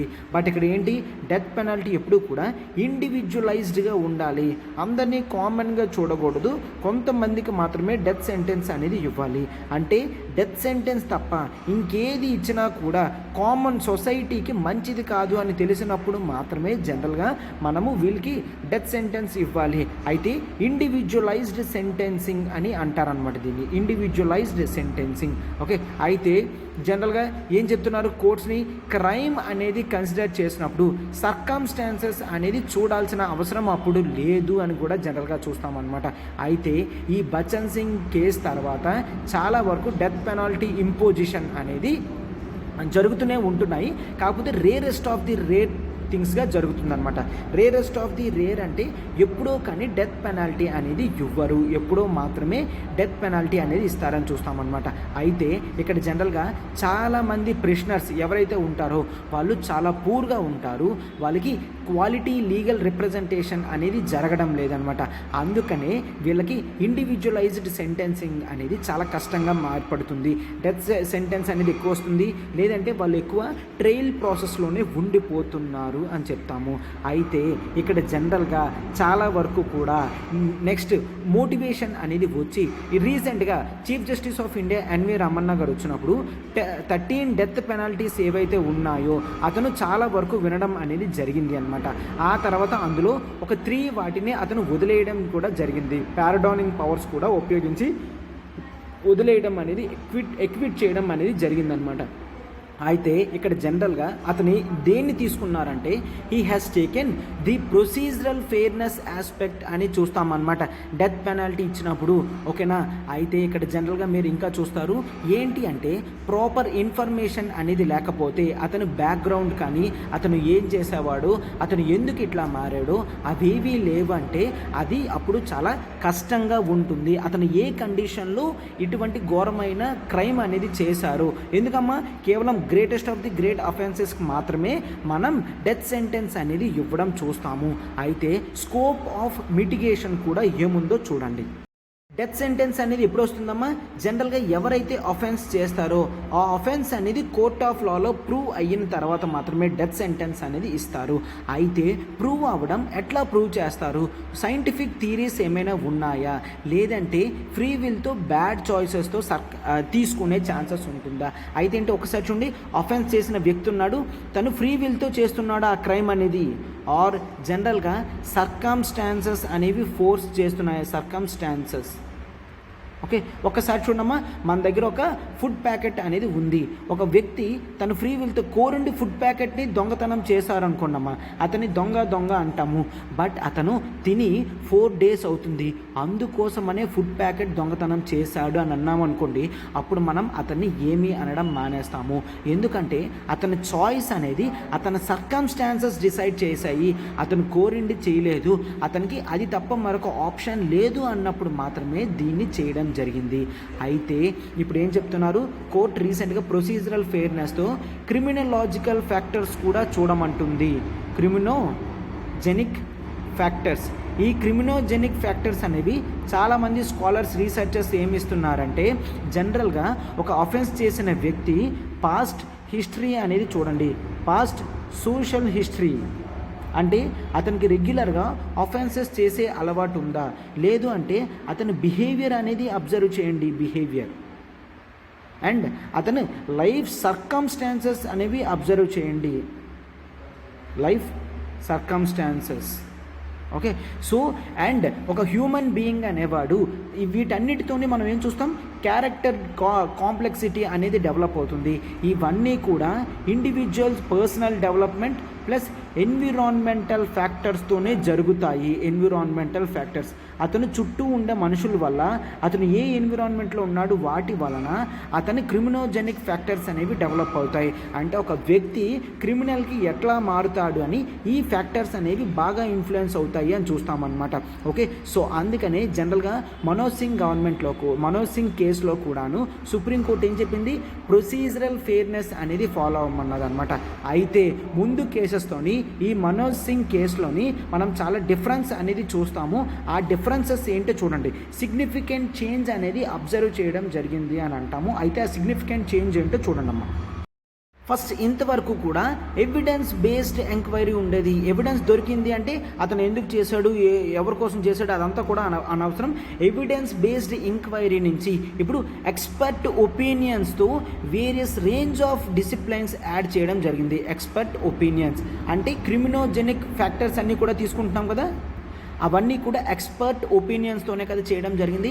ఇవన్నీ కూడా చూస్తాము.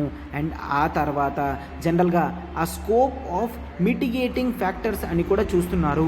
ఎందుకు ఒక వ్యక్తి జనరల్గా క్రిమినల్గా తయారవుతున్నాడు, అతని సోషో ఎకనామిక్ స్టేటస్ వలన ఎందుకు తయారవుతున్నాడమ్మా, కొన్ని రీజన్స్ అనేవి ఏమేమి అవ్వండొచ్చు. Socio economic factors, socio economic status వలన అవ్వచ్చు. ఆ తర్వాత అతనికి ప్రాపర్ ఎడ్యుకేషన్ లేకపోవడం వల్ల తయారవ్వచ్చు. ఆర్ లేకపోతే ఫ్యామిలీ బ్యాక్గ్రౌండ్లో క్రిమినల్ యాక్టివిటీస్ అనేవి జరుగుతూ ఉండొచ్చు, దాంతో అతను ఇన్ఫ్లుయెన్స్ అవ్వచ్చు, ఫ్యామిలీ బ్యాక్గ్రౌండ్తో ఉంటుంది. ఓకే, అండ్ ఆ తర్వాత జనరల్గా అతను ప్రిషన్లో ఎట్లా ఉంటున్నాడు, ముందు ఎప్పుడైనా ప్రిజన్కి వెళ్తే అతని కాండక్ట్ ఇన్ ప్రిషన్ అనేది ఎట్లా ఉంది, అతని బిహేవియర్ ఒక ప్రిషన్లో అతని బిహేవియర్ అలా ఉంది, ఇవన్నీ చూస్తాము. ఇవన్నీ కూడా మిటిగేటింగ్ ఫ్యాక్టర్స్ అన్నమాట. వీటన్నిటిని మనం క్లోజ్ చేసి ఫిక్స్ చేయగలిగితే అతను క్రైమ్ చేయడం కానీ అఫెన్స్ చేయడం కూడా తగ్గించేస్తారు అని చూస్తామన్నమాట. ఓకే, సర్కమ్స్టాన్సెస్ ఆఫ్ ఇండివిజువల్ అనేది జనరల్గా చాలా జాగ్రత్తగా చూసుకుంటాం. ఇవన్నీ కూడా క్రూషియల్ టు అండర్స్టాండ్ అనమాట. ఒక వ్యక్తి ఏ విధంగా ఒక చాయిస్ తీసుకొని క్రైమ్ అనేది చేస్తున్నాడు. ఇన్ జనరల్గా ఎవరు కూడా క్రైమ్ చేయాలని చూడరు కదమ్మా, బట్ అయితే ఎందుకు వీటికి దారి తీస్తున్నారు అనేది చూస్తామన్నమాట. అయితే ఇప్పుడు కొన్ని లైఫ్ హిస్టరీ అప్రోచ్ కూడా సుప్రీంకోర్టు చూడమన్నది. లైఫ్ హిస్టరీ అప్రోచ్లో ఏంటంటే అతని సోషియో ఎకనామిక్ సర్కమ్స్టాన్సెస్ కానీ వాటి ఇంటర్ కనెక్షన్స్ కానీ ఇవన్నీ కూడా లైఫ్ హిస్టరీతో సంబంధించి ఉంటుంది. ఉంటుంది అనమాట. ఇంటర్ కనెక్టెడ్ ఫ్యాక్టర్స్ ఇవన్నీ కూడా చూస్తాము. ఓకే, అతని హౌసింగ్, అతని ఎడ్యుకేషన్, అతని హెల్త్ కేర్, వీటన్నిటితోనే అతని చాయిసెస్ అనేవి చేంజ్ అవుతూ ఉంటాయి అని చూస్తాం అనమాట. ఫ్యామిలీ బ్యాక్గ్రౌండ్ కట్టి ఆ ఫ్యామిలీకి వైలెన్స్ హిస్టారికల్ బ్యాక్గ్రౌండ్ ఉందా, లేదంటే వాళ్ళు చాలా ప్రశాంతమైన మనుషులా, ఇతను మాత్రమే ఇట్లా తయారయ్యాడా, లేదంటే ముందు నుంచి ఆ టెండెన్సీస్ అనేవి ఇందులో ఉన్నాయా, అవన్నీ కూడా చూస్తాము. ఫస్ట్ టైం ఏమీ తెలియకుండా ఎవరైనా అఫెన్స్ చేశారంటే వాళ్ళకి డెత్ పెనాల్టీ ఇవ్వాల్సిన అవసరం లేదు, రెగ్యులర్ హార్ష్ క్రిమినల్స్ మాత్రమే ఇస్తే సరిపోతుంది అని కూడా చూస్తామన్నమాట. ఓకే, నెగిటివ్ ఎక్స్పీరియన్సెస్ ఏవైతే ఉన్నాయో ఇవన్నీ కూడా మనకి లైఫ్ హిస్టరీ అప్రోచ్తో ఇండివిజువల్ క్యారెక్టర్స్ అన్నీ కూడా తెలుస్తాయి అని చూస్తామన్నమాట. ఓకే, అయితే సుప్రీంకోర్టు ఏం చెప్తుంది, ఈ కొత్త అప్రోచ్ ఏదైతే ఉందో ఈ కొత్త అప్రోచ్ అనేది లోయర్ కోర్ట్స్ పాటించాలి అని చెప్పడం జరిగిందనమాట. ఓకే, అయితే ఇక్కడ ఇష్యూ అంతా ఏంటంటే కేవలం లోయర్ కోర్ట్స్కి చెప్తే సరిపోతుందా, వాళ్ళు ఇంత వైడ్ ఫ్యాక్టోరియల్గా అర్థం చేసుకొని తీర్పు అనేది ఇవ్వగలరా, అది మనం ఎక్స్పెక్ట్ చేయగలమా అని చూస్తామన్నమాట. ఓకే, ట్రెడిషనల్ అప్రోచ్లో ఏదైతే చేస్తున్నారో అదేవి కూడా ఇక్కడ పనికిరావు. ప్రాపర్ మనం క్రిమినల్ జస్టిస్ సిస్టమ్ మొత్తం కూడా కాంప్రహెన్సివ్గా మనం క్లియర్ చెయ్యాలి అని చూస్తామన్నమాట. ఓకే, చాలా రిపోర్ట్స్ అండ్ ఒపీనియన్స్ ఇవన్నీ కూడా వస్తాయి, ఇవన్నీ కూడా క్లియర్ చేసుకుంటూ మనం వెళ్ళాలి. ఈ విధంగా క్యాపిటల్ సెంటెన్సింగ్ అనేది ఓవరాల్గా తగ్గించాలి అని మనం చూస్తామన్నమాట. ఓకే, ఎస్, ఈ Manoj Singh and others versus state of Madhya Pradesh ఇచ్చిన కేసు అనేది మనకి పాజిటివ్ వే అనేది చూపించాలి. ప్రొసీజరల్ ఫెయిర్నెస్ అనేది ఖచ్చితంగా డెత్ సెంటెన్స్ ఇచ్చేటప్పుడు లోయర్ కోర్ట్స్ పాటించాలి అనేది ఉంటుంది, బాగా పనిచేస్తుంది అని ఆర్టికల్ చెప్పడం జరిగింది అనమాట. ఓకే, బాగా ఇచ్చారు కదమ్మా.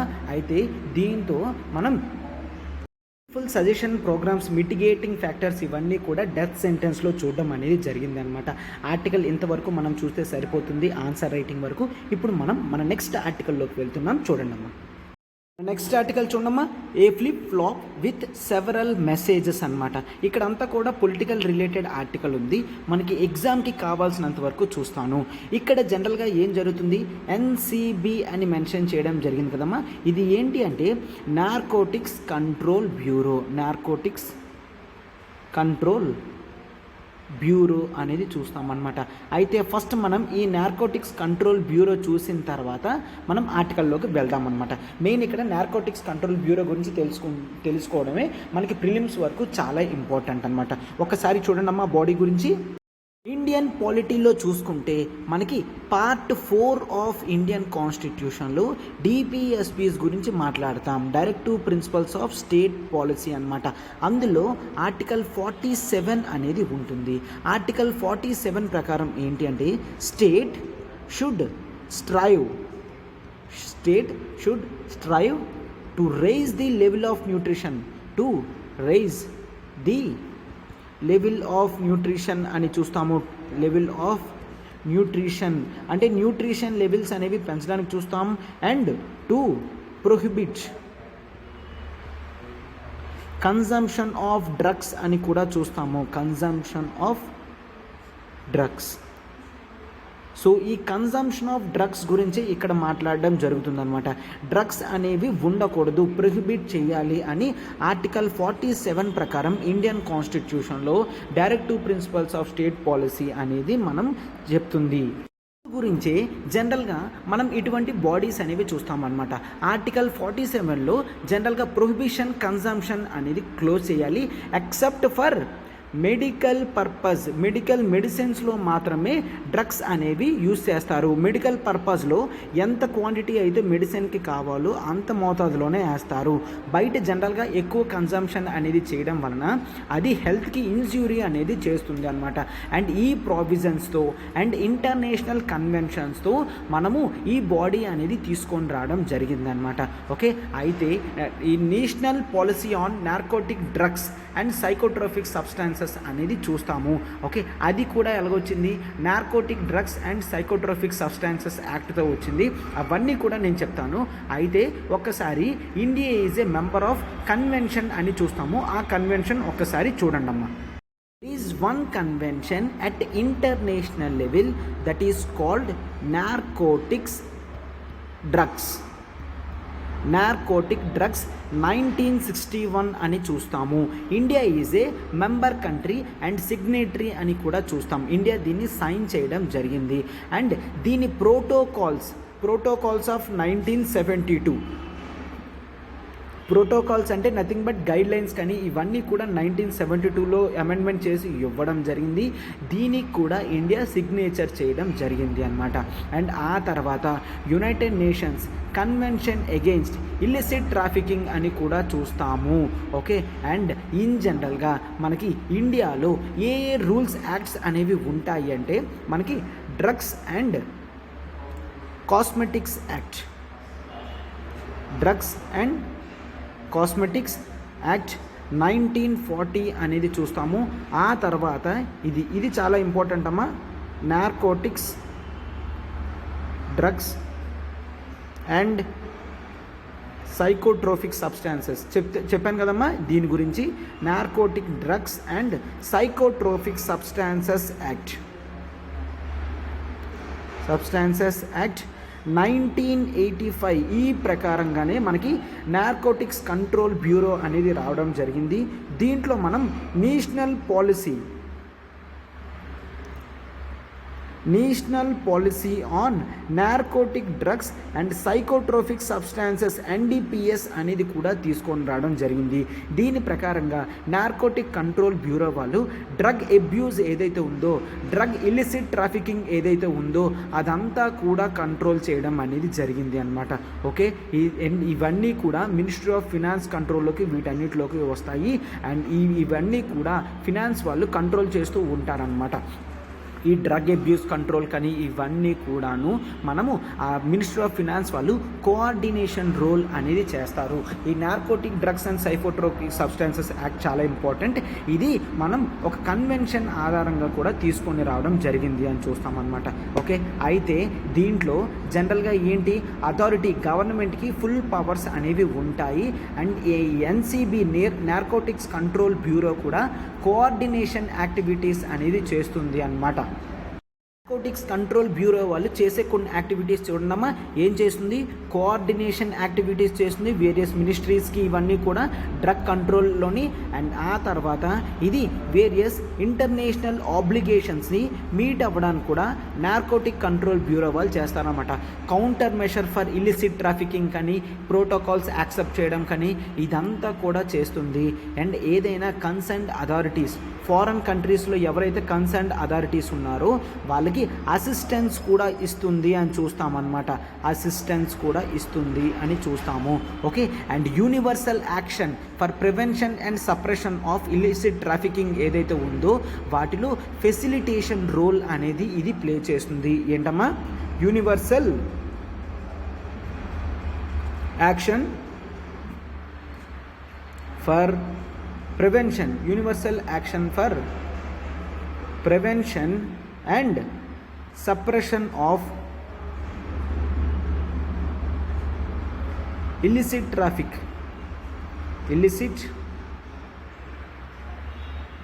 ట్రాఫిక్ అనేది చూస్తాము అన్నమాట. ఓకే, ఈ విధంగా నార్కోటిక్ కంట్రోల్ బ్యూరో అంతా కూడా అపెక్స్ కోఆర్డినేటింగ్ ఏజెన్సీగా జనరల్గా చూస్తాము. ఓకే, ఈ విధంగా నార్కోటిక్ కంట్రోల్స్ వాళ్ళు డ్రగ్ అబ్యూస్ కానీ, డ్రగ్ ట్రాఫికింగ్ కానీ వీటన్నిటినీ క్లోజ్ చేయడం అనేది జరుగుతుంది. అయితే ఇక్కడ ఆర్టికల్లో ఏం చెప్పడం జరిగిందంటే, రీసెంట్గా మనం చూస్తే షారుఖ్ ఖాన్ సన్ ఆర్యన్ ఖాన్ అనే వ్యక్తి మనకి ముంబైలో ఒక పార్టీలో, బోట్ మీద వెళ్తున్న ఒక పార్టీలో డ్రగ్స్ యూజ్ చేస్తూ దొరికారు అనే వార్తలు అనేది వచ్చింది. అవునా? అయితే ఫస్ట్ జనరల్గా ఏం జరిగింది, NCB వాళ్ళు ఆ వ్యక్తి డ్రగ్స్ యూజ్ చేస్తున్నాడు అని కేసు ఫైల్ చేయడం జరిగింది.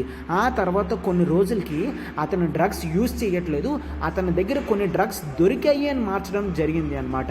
అండ్ రీసెంట్గా కోర్టుకి సబ్మిట్ చేసినప్పుడు ఏం సబ్మిట్ చేశారంటే ఇతనికి బెయిల్ ఆర్డర్స్ ఇవ్వడం అనేది జరిగింది అనమాట. ఏంటని, ఇతని దగ్గర డ్రగ్స్ ఉండడం కూడా లేదు, అక్కడ దగ్గరలో ఉన్నాయి, ఇతనికి ఎటువంటి రోల్ లేదు అన్నట్టుగా తయారు చేసి పెట్టడం అనేది జరిగింది అన్నమాట. ఓకే, ఈ ఎంక్వైరీస్ ఇవన్నీ కూడా చాలా విచిత్రంగా జరుగుతున్నాయి. అందుకనే ఆర్టికల్ ఫ్లిప్ ఫ్లాప్స్ అనేవి పెట్టడం జరిగిందనమాట. వర్డ్ ఏంటంటే ప్రతిసారి కూడా ఎన్సీబీ వాళ్ళు వాళ్ళ యాక్టివిటీస్ ఏదైతే జరుగుతుందో అదంతా కూడా మార్చేస్తున్నారని చూస్తామన్నమాట. ఎందుకంటే ఒక్కసారి దీన్ని బట్టి మనం ఏం అర్థం చేసుకోవచ్చు, కరప్షన్ అనేది జరుగుతూ ఉండొచ్చు ఏమో అని ఆలోచించగలం. అవునా కదా? ఫస్ట్ యూజ్ చేశాడని చెప్పాం, ఆ తర్వాత అతని దగ్గర ఉన్నాయని చెప్పాము, బట్ ఇప్పుడు అతనికి బెయిల్ ఆర్డర్ కూడా వచ్చేటట్టు చేశారనమాట. ఓకే, అంటే ఇతని దగ్గర ఉందేమో అని కేవలం స్పెక్యులేషన్ మాత్రమే, అతని దగ్గర లేదు అని. ఇతన్ని ఫస్ట్ ఎవరైతే చేశారో సమీర్ వాంఖాడే అతన్ని ట్రాన్స్ఫర్ చేయడం జరిగింది. ఆ తర్వాత ఆ పొజిషన్ అనేది వేరే వ్యక్తికి ఇవ్వడం జరిగిందనమాట. సో ప్రొసీజరల్ ఇల్లీగాలిటీస్ అనేవి ఏవో జరుగుతున్నాయి, చాలా వరకు క్లియర్గా జరగడం లేదు అని చెప్తున్నారనమాట. ఓకే, ఈ విధంగా జరుగుతుంది అని చెప్తున్నారు. బట్ అయితే మనమేంటి, ఈ మిగిలిన పొలిటికల్ ఇష్యూస్ కూడా అవన్నీ ఏవి కూడా చూడకూడదు. ఇన్ జనరల్గా ఏంటి, ఇటువంటి ఆర్గనైజేషన్స్ అనేవి డ్రగ్ కంట్రోలింగ్ మాత్రమే ఉండాలి అని జనరల్గా చూస్తాము అన్నమాట.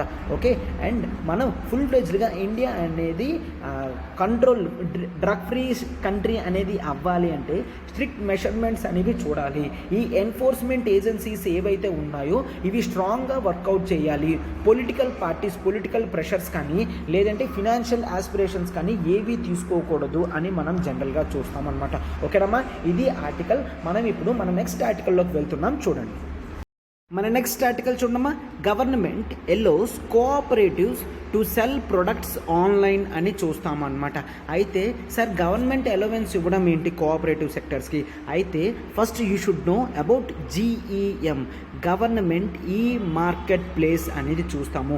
అయితే ఒక్కసారి ఇక్కడ చూడడం, మనం గవర్నమెంట్ ఈ మార్కెట్ ప్లేస్ అనేది 2017లో ఒక ఆన్లైన్ పోర్టల్ అనేది తీసుకొని రావడం జరిగిందనమాట. ఈ ఆన్లైన్ పోర్టల్లో జనరల్గా గవర్నమెంట్ డిపార్ట్మెంట్స్ ఏవైతే ఉన్నాయో, బోత్ యూనియన్ గవర్నమెంట్ కానీ స్టేట్ గవర్నమెంట్ కానీ public sector units public sector undertakings కానీ గవర్నమెంట్ డిపార్ట్మెంట్స్ కానీ అటానమస్ బాడీస్ కానీ గవర్నమెంట్ రిలేటెడ్ ఏవైతే ఉన్నాయో వీళ్ళందరికీ కావాల్సిన ఐటమ్స్ అన్నీ కూడా గవర్నమెంట్ ఈ మార్కెట్ ప్లేస్లో కొనుక్కునే సదుపాయం అనేది ఉన్నది. అయితే ఏంటి సార్, ఎందుకు అక్కడ ప్రత్యేకంగా పెట్టడం జరిగింది అంటే ఒక్కసారి చూడమ్మా, పబ్లిక్ సెక్టర్ అండర్టేకింగ్స్ ఉన్నాయి, PSUs ఉన్నాయి. ఈ PSUస్లో ఒక్కసారి వాళ్ళకి ఏం కావాలి, స్టేషనరీ బుక్స్ కావాలి అనుకోండి. ఫర్ ఎగ్జాంపుల్ బుక్స్ అనేవి కావాలి అనుకోండి. ఈ బుక్స్ వాళ్ళు ఇండివిజువల్గా కొనుక్కున్నారు అనుకోండి, ఒక బుక్ కాస్ట్ అనేది ఒక 30 రూపీస్ పడింది అనుకోండి. అయితే ఇక్కడ ఏమైంది, వీళ్ళందరూ కూడా ఎక్కడికక్కడ PSUs వాళ్ళు కొనుక్కునే బదులు ఓవరాల్గా పబ్లిక్ సెక్టర్ అండర్టేకింగ్ మొత్తానికి ఒకేసారి బుక్స్ అనేవి కొన్నారనుకోండి, 30 రూపీస్ ప్రైస్ అనేది వీళ్ళు బార్గెన్ చేసి 25 రూపీస్కి తీసుకొని రావచ్చు. అవునా? ఎప్పుడు కూడా లార్జ్ అమౌంట్లో ఏదైనా కొన్నాము అంటే ఖచ్చితంగా బార్గెనింగ్ కెపాసిటీ అనేది ఉంటుంది. బయట 30 రూపీస్ కొనాల్సిన బుక్ ఈ ఆన్లైన్లో మనం ఆర్డర్ పెడతాం, నాకు ఒక 1000 బుక్స్ కావాలి, 10,000 బుక్స్ కావాలి, ఒక 1 lakh బుక్స్ కావాలి అని ఆర్డర్ పెట్టారు అనుకోండి, ఖచ్చితంగా ఎవరైతే సెల్లర్ ఉన్నాడో అమౌంట్స్ అనేవి తగ్గించి తీరాల్సిందే. ఈ అమౌంట్ అనేది ఖచ్చితంగా తగ్గుతుంది అని చూస్తామన్నమాట. సో ఈ విధంగా ఉండాలని union, state and public sector undertaking, autonomous bodies ఏవైతే ఉన్నాయో, సెపరేట్ లోకల్ బాడీస్ కానీ అటానమస్ ఇన్స్టిట్యూషన్స్ కానీ డిపార్ట్మెంట్స్ కానీ వీళ్ళందరూ కూడా ఒకే దగ్గర కొనుక్కునే సదుపాయం ఉంచడానికి ఈ ఆన్లైన్ పోర్టల్ అనేది తీసుకొని రావడం జరిగింది. That is called GEM, government ఈ మార్కెట్ ప్లేస్ అనేది చూస్తామన్నమాట. అయితే ఇక్కడ కేవలం సార్ వీళ్ళు మాత్రమే కొనగలరా? ఎస్, వాళ్ళు మాత్రమే కొనగలరు. ప్రైవేట్ పీపుల్ ఎప్పుడూ కూడా వీటిలో కొనలేరు. ప్రైవేట్ ప్లేయర్స్ కొనడానికి ఛాన్స్ లేదు. బట్ ప్రైవేట్ ప్లేయర్స్ అనేవాళ్ళు దీనిలో ప్రొడక్ట్స్ అనేవి సెల్ చేయొచ్చు అనమాట. ప్రైవేట్ పీపుల్ అమౌంట్ కోట్ అనేది చేయొచ్చు. అయితే ఇంత పెద్ద దీంట్లో ఇంతవరకు చాలా బ్యూటిఫుల్ ఆపర్చునిటీస్ అనేవి కూడా దీంట్లో రావడం జరిగింది. ఇప్పుడు రీసెంట్గా మినిస్ట్రీ ఆఫ్ హోమ్ వాళ్ళు ఏం చెప్పడం జరిగింది, ఎప్పటి నుంచి మనం ఇది ప్రైవేట్ పీపుల్ దగ్గర మాత్రమే కాదు, ఈవెన్ కోఆపరేటివ్ సెక్టర్స్ కూడా ఈ ప్రొడక్ట్స్ని సెల్ చేయొచ్చు. Cooperative sectors, okay. Cooperative sectors ఎట్లా ఉంటుంది, జనరల్గా ప్రజలే కొంత అమౌంట్ అనేది వేసుకొని ఒక స్మాల్ కోఆపరేటివ్ని సెట్ చేసుకొని ప్రొడక్ట్స్ అనేవి తయారు చేస్తారు. మినిమం ప్రాఫిట్స్ అనేవి వేసుకొని తయారు చేయడం వలన కోఆపరేటివ్ సెక్టర్ నుంచి వచ్చే ప్రొడక్ట్స్ అనేది క్వాలిటీగా ఉంటుంది అండ్ ప్రైస్ కూడా చాలా తక్కువ ఉంటుంది అని చూస్తాము. సో ఈ మెషర్తో లిటరలీ 27 crore పీపుల్కి బెనిఫిట్ అవుతుంది. ఎందుకమ్మా, వీళ్ళకి ఒక కొత్త మార్కెట్ అనేది ఎస్టాబ్లిష్ అయింది. అవునా, literally 8.5 lakh cooperatives, 8.5 lakh cooperatives అనేవాళ్ళు దీంట్లో యాడ్ అవ్వడం జరిగింది. సో దీంతో వీళ్ళందరికీ కూడా 27 crore పీపుల్కి ఎంప్లాయ్మెంట్ బెనిఫిట్ అనేది వచ్చింది, ఆల్రెడీ ఉన్నది. అండ్ వీళ్ళకి ఆర్డర్స్ అనేవి కూడా పెరుగుతాయి. అండ్ దీంతో ఇంతవరకు ప్రైమ్ మినిస్టర్ మోడీ గవర్నమెంట్ గారు ఏదైతే చూస్తున్నారో MSME sector, micro small and medium ఎంటర్ప్రైజెస్కి ఊతం వచ్చేటట్టు అవుతుంది. అంటే they can get more revenues అని కూడా చూస్తాము. అంటే గవర్నమెంట్ వాళ్ళు ఉన్నారు అంటే ఫస్ట్ కోఆపరేటివ్ సెక్టర్స్లో ఏం చూస్తాం, క్వాలిటీ ఆఫ్ ది ప్రోడక్ట్ చూస్తాం, తక్కువ ప్రైస్లో ఉంటుందని చూస్తాం. సో ఖచ్చితంగా ఆర్డర్స్ అనేవి వాళ్ళకి ఎక్కువ వచ్చే ఛాన్స్ ఉంటుంది. అండ్ ఆ తర్వాత ఈ మనము ప్రైమ్ మినిస్టర్ మోడీ గారు చెప్పినట్టు వోకల్ ఫర్ లోకల్ కాన్సెప్ట్ కూడా హిట్ అయినట్టు ఉంటుంది. వోకల్ ఫర్ లోకల్ అంటే లోకల్ మేడ్ ప్రొడక్ట్స్కి ఎక్కువ మనం మద్దతు తెలిపితే దాన్ని వోకల్ ఫర్ లోకల్ అంటాం. ఇన్ జనరల్గా ఇది ఆత్మనిర్భర్ భారత్ని కూడా అచీవ్ చేస్తుంది. ఆత్మనిర్భర్ భారత్. ఓకే, జనరల్గా గవర్నమెంట్ ఈ మార్కెట్ ప్లేస్లో ఏమంటాం, ప్రైవేట్ పీపుల్ అన్నాం. అంటే ఇప్పుడు ఫారెన్ కంపెనీస్ అనేవి సేల్ చేస్తున్నాయి అనుకోండి, ఆ ఇన్కమ్ అంతా కూడా ఫారెన్ కంట్రీస్కి వెళ్తుంది. అదే మనం లోకల్ కోఆపరేటివ్ సెక్టర్స్కి హెల్ప్ చేస్తే ఆ కోఆపరేటివ్ సెక్టర్స్ బెనిఫిట్ అయితే ఇండియా యాజ్ ఏ ఎకానమీ పెరుగుతుంది అని మనం చూస్తామన్నమాట. వీటన్నిటి మెషర్స్తోని కోఆపరేటివ్ సెక్టర్స్ కూడా ఇప్పుడు ఈ గవర్నమెంట్ ఈ మార్కెట్ ప్లేస్లో సేల్ చేయడానికి మనం చోటు ఇచ్చాము అని చెప్తున్నారనమాట. సో ఈ ప్లాట్ఫామ్ రన్నింగ్కి అంటే 8.5 lakh కోఆపరేటివ్స్ని మెయింటైన్ చేయాలంటే హ్యూజ్ డేటాబేస్ అనేది మెయింటైన్ చేయాలి, huge number of technical people కూడా ఉండాలన్నమాట. సో అందుకని ఈ కోఆపరేటివ్స్ దగ్గర నుంచి చాలా మినిమల్ ట్రాన్సాక్షన్ ఫీజు మాత్రమే తీసుకుంటాం తప్ప ఎటువంటి కమిషన్ కూడా మేము ఛార్జ్ చేయము.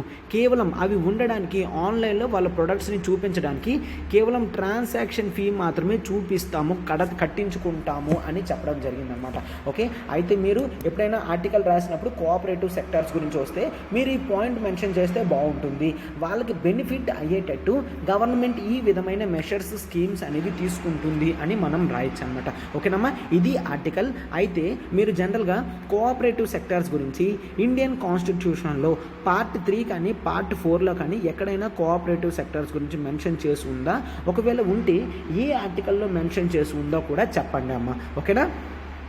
సో మన నెక్స్ట్ ఆర్టికల్ చూడమ్మా, HAL హిందుస్థాన్ ఏరోనాటిక్స్ లిమిటెడ్ అనేది చూస్తాం. వీళ్ళు they want to convert passenger air crafts into fuel tankers అనేది చూస్తామన్నమాట.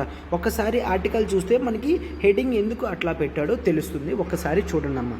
చూడండి, ఫైటింగ్ ఏదైనా వార్ సిచ్యువేషన్లో మనకి ఫైటర్ జెట్స్ అనేవి ఉంటాయి.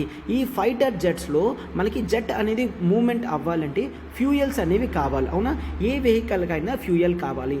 ఫైటర్ జెట్లో ఎక్కువ ఆర్మ్స్ అండ్ ఎమ్యునిషన్స్ ఉంటాయి, ఫ్యూయల్స్ అనేవి తక్కువ ఉంటాయి అన్నమాట.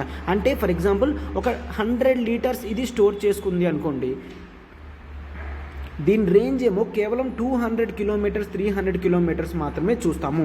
బట్ వార్ సిచ్యువేషన్లో ఫైటర్ జెట్స్ అనేవి ఎంత ఎక్కువసేపు ఎయిర్లో ఉంటే అంత ప్రొటెక్షన్ అనేది ఉంటుందన్నమాట.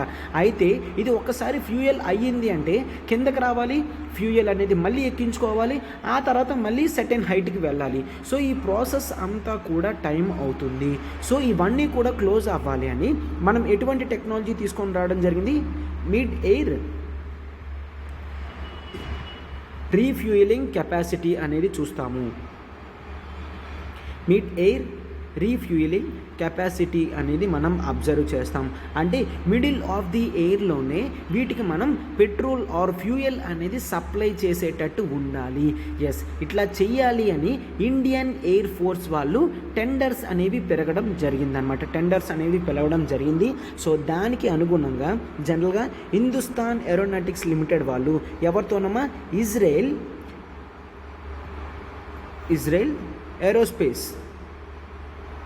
ఏరోస్పేస్ ఇండస్ట్రీస్ ఈ ఇజ్రాయెల్ ఏరోస్పేస్ ఇండస్ట్రీస్ వాళ్ళు ఏం చేస్తున్నారంటే ఆల్రెడీ యూసేజ్లో ఉన్న అంటే బోయింగ్ 767 సివిలియన్ ఫ్లైట్స్ ఉన్నాయి. ఈ 767 సివిలియన్ ఫ్లైట్స్ని ఎట్లా మారుస్తారంట, మిడ్ ఎయిర్ ఫ్యూయల్ ట్యాంకర్స్ లాగా మారుస్తారు. ఓకే, అంటే సీటింగ్ కెపాసిటీ అంతా చేసి ఫ్యూయల్ స్టోర్ చేసుకునే ట్యాంక్ లాగా తయారు చేస్తామంటే దాన్ని అలాగ పైకి తీసుకువెళ్తారు, ఫైటర్ జెట్స్కి ఫ్యూయల్ ఎక్కిస్తారు, ఆ తర్వాత మళ్ళీ కిందకు వచ్చేస్తారనమాట. అంటే దీంతో ఎక్కువసేపు ఫైటర్ జెట్స్ గాల్లోనే ఉండగలవు. ఈ మిడ్ ఎయిర్ రీఫ్యూయలింగ్ కెపాసిటీ పెరగడం వలన India's ability to fight for longer times కూడా పెరుగుతుంది అని కూడా చూస్తామన్నమాట. సో అందుకనే HAL హిందుస్థాన్ ఏరోనాటిక్స్ లిమిటెడ్ వాళ్ళు ఇజ్రాయెల్ కంపెనీతో పెట్టుకోవడం అనేది జరిగింది. దీంతో జనరల్గా వాళ్ళు ఈ ప్రాసెస్ అంతా కంప్లీట్ అయ్యేసరికి 3 to 4 years పడుతుంది. కాబట్టి ఇండియన్ ఎయిర్ ఫోర్స్ వాళ్ళు ఇప్పుడే ఆర్డర్ చేయడం జరుగుతుందన్నమాట. Okay, they are inviting the tenders అని కూడా మనం జనరల్గా చూస్తామన్నమాట. దీంతో మనకేంటి చాలా బెనిఫిట్ అవుతుంది కదమ్మా. ఒకటి ఏంటి, ఇండియన్ కంపెనీ అనేది వేరే కంట్రీస్తో లింకప్ అయి ఇటువంటి బ్యూటిఫుల్ థింగ్స్ అనేవి తీసుకొస్తుంది అని చూస్తాము. అండ్ ఆల్రెడీ రిసోర్సెస్ బోయింగ్ 767 అనేది ఇక్కడ ఏమవుతుంది, అది 20 years already civilian air craft కింద యూజ్ అయింది. రూల్స్ ప్రకారం 20 years దాటిన తర్వాత సివిలియన్ ఎయిర్ క్రాఫ్ట్స్ అనేవి మరి వాడకూడదు అని చూస్తాం.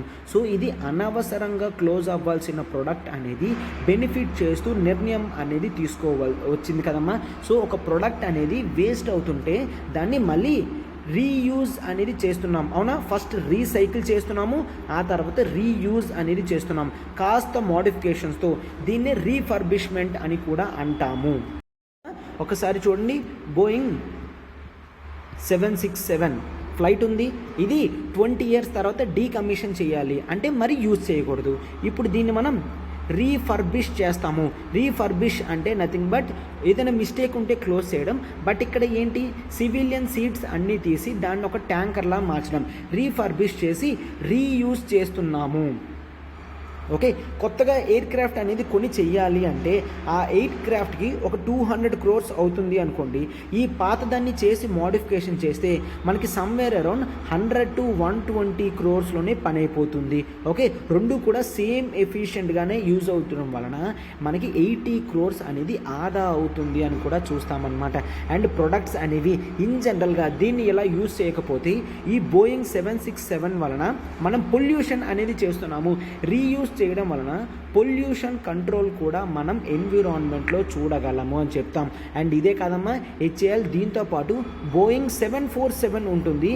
ఈ 747 ఆఫ్ ఎయిర్ ఇండియా కొనుక్కొని డెడికేటెడ్ కార్గో రోల్ గురించి కూడా ఆలోచిస్తుంది. Cargo role, okay, cargo role కూడా చూస్తాము. ఓకేనా. అయితే ఈ విధంగా చేయడం వలన మనకి రిసోర్సెస్ అనేవి జనరల్గా బెనిఫిట్ అవుతాయి. అండ్ ఇండిజినస్ క్యాపబిలిటీస్ కూడా పెరుగుతాయి. అండ్ డిఫెన్స్ స్ట్రక్చరైజేషన్ కూడా మనకి స్ట్రెంథన్ అవుతుంది అని చూస్తామన్నమాట. ఓకే, ఫైటర్ జెట్స్ యొక్క కెపాసిటీ కూడా పెరుగుతుంది మిడ్ ఎయిర్ రీఫ్యూయలింగ్ వల్ల. అర్థమైంది కదమ్మా. మిడ్ ఎయిర్ రీఫ్యూయలింగ్ అంటే సో నార్మల్ లిమిట్స్ కన్నా ఎక్కువసేపు ఉంటే ఎయిర్ క్రాఫ్ట్స్ అనేవి బెటర్ ఎక్స్ప్లాయిటేషన్ కెపాసిటీస్ కూడా పెరుగుతాయని చెప్తాము. బెటర్ ఎక్స్ప్లాయిటేషన్ అంటే ఎనిమీని ఎక్కువసేపు జనరల్గా మనం డిటర్ చేయొచ్చు, లేదంటే వాళ్ళ అటాక్స్ని తట్టుకునేటట్టు మనం జనరల్గా చూస్తామన్నమాట. Okay, this is the good thing that an Indian company has come to make an unit with the other units and other industries అని కూడా చూస్తాం. అంటే ఇండియన్ HAL అనేది ఇజ్రాయెల్ ఏరోస్పేస్ ఇండస్ట్రీస్తో లింకప్ పై టెక్నాలజీ బిల్డప్ అనేది కూడా చేస్తుంది. ఈ విధంగా ఇండిజినస్ క్యాపబిలిటీస్ కూడా పెరుగుతాయి అని మనం చూస్తామన్నమాట. ఓకేనమ్మా, ఇది ఆర్టికల్. ఇప్పుడు మనం మన నెక్స్ట్ ఆర్టికల్కి వెళ్తున్నాం. చూడండి మన నెక్స్ట్ ఆర్టికల్ చూడమ్మా, a help line for abandoned wives of NRIs. అయితే ఈ ఆర్టికల్ గురించి ఒక్కసారి చూద్దాం. ఇంపార్టెంట్ కాంటెక్స్ట్ మనకి జనరల్గా UPSC వరకు ఎంత ఇంపార్టెంటో అదంతా కూడా చూద్దాం. ఒక్కసారి చూడండి అమ్మా. మనం జనరల్గా ఎన్ఆర్ఐ సంబంధాలు మంచివి అని చెప్పి చేస్తూ ఉంటాము. అయితే ఈ NRI మ్యారేజెస్లో చాలా వరకు ఉమెన్కి ప్రాబ్లమ్స్ అనేవి వస్తున్నాయి. ఫస్ట్ మ్యారేజ్ చేసుకుంటారు, అక్కడికి వెళ్ళిపోతారు, ఆ కంట్రీకి వెళ్ళిన తర్వాత వదిలేస్తారు అనమాట. దీంతో అక్కడ ఉన్న ఉమెన్ వాళ్ళకి ప్రాబ్లమ్స్ వస్తున్నాయి. ఈ ప్రాబ్లమ్స్ అన్నీ సాల్వ్ చేయాలి అని మనకి national commission for women, okay, which is a statutory body. ఈ నేషనల్ కమిషన్ ఫర్ ఉమెన్ వాళ్ళు ఏమనుకున్నారు, అటువంటి ఉమెన్ వాళ్ళకి యాక్సెస్ టు జస్టిస్ అనేది జరగాలి, అంటే జస్టిస్ అనేది చేరువలో ఉండాలి అని చెప్పి వాళ్ళ గురించి ఒక రికమెండేషన్ అనేది పెట్టడం జరిగింది అనమాట. ఏంటి, ఒక డెడికేటెడ్ ఫండ్ అనేది స్టార్ట్ చేయాలి. Dedicated fund. ఈ డెడికేటెడ్ ఫండ్ దేని గురించి, ఎవరైతే ఎన్ఆర్ఐ వాళ్ళు ఇట్లా ఉమెన్ని వదిలేస్తారో, వైఫ్స్ని అబాండన్ చేస్తారో వాళ్ళకి అసిస్టెన్స్ ఇవ్వడానికి ఈ ఫండ్ అనేది యూజ్ అవ్వాలి. వాళ్ళ అసిస్టెన్స్కి ఈ ఫండ్ అనేది ఇవ్వాలి. అండ్ వాళ్ళకి యాక్సెస్ టు జస్టిస్ జరిగేటట్టు స్పెషల్ డెడికేటెడ్ ఫోరం కూడా తీసుకొని రావాలి అని చూస్తాం. అంటే ఆన్లైన్ అసిస్టెన్స్ కూడా ఇవ్వాలి అని చూస్తాం అనమాట. ఓకే, సో చాలామంది ఎక్స్పర్ట్స్ని ఇన్వైట్ చేయడం జరిగింది. దీన్ని ఫుల్ ఫ్లెడ్జ్డ్గా రికమెండేషన్స్ అనేవి సక్సెస్ఫుల్గా అవ్వడానికి అనమాట. అంటే ministry of women and child development, external affairs ministries కానీ, హోమ్ మినిస్ట్రీ కానీ, స్టేట్ పోలీస్ డిపార్ట్మెంట్స్ కానీ, ఇండియన్ మిషన్స్ ఇన్ ఆస్ట్రేలియా కానీ, కెనడా కానీ, వీళ్ళందరినీ కూడా ఇన్వైట్ చేయడం జరిగింది అనమాట. ఏంటి, ఈ రికమెండేషన్స్ అనేవి మరింత ఎక్కువగా వర్కౌట్ అయ్యేటట్టు ఎటువంటి పాలసీస్ తీసుకొస్తే బాగుంటుంది అనేది. ఓకేనా, సో అయితే 2 బ్రాడ్ టాపిక్స్ మీద ఇష్యూస్ అనేవి జరగడం జరిగింది. ఏంటి, ఇండియన్ ఉమెన్ ఎటువంటి ప్రాబ్లమ్స్ అనేది ఫేస్ చేస్తున్నారు, అండ్ జనరల్గా వాళ్ళు legal systems in India and అబ్రాడ్లో ఎటువంటి ప్రాబ్లమ్స్ అనేవి ఫేస్ చేస్తున్నారు, వాళ్ళందరికీ ఎటువంటి విధంగా యాక్సెస్ టు జస్టిస్ జరగాలి అనేది దీని మీద చూడడం జరిగితే, అండ్ ఆ తర్వాత వీళ్ళు రికమెండేషన్స్ కూడా ఇవ్వడం జరిగింది అనమాట.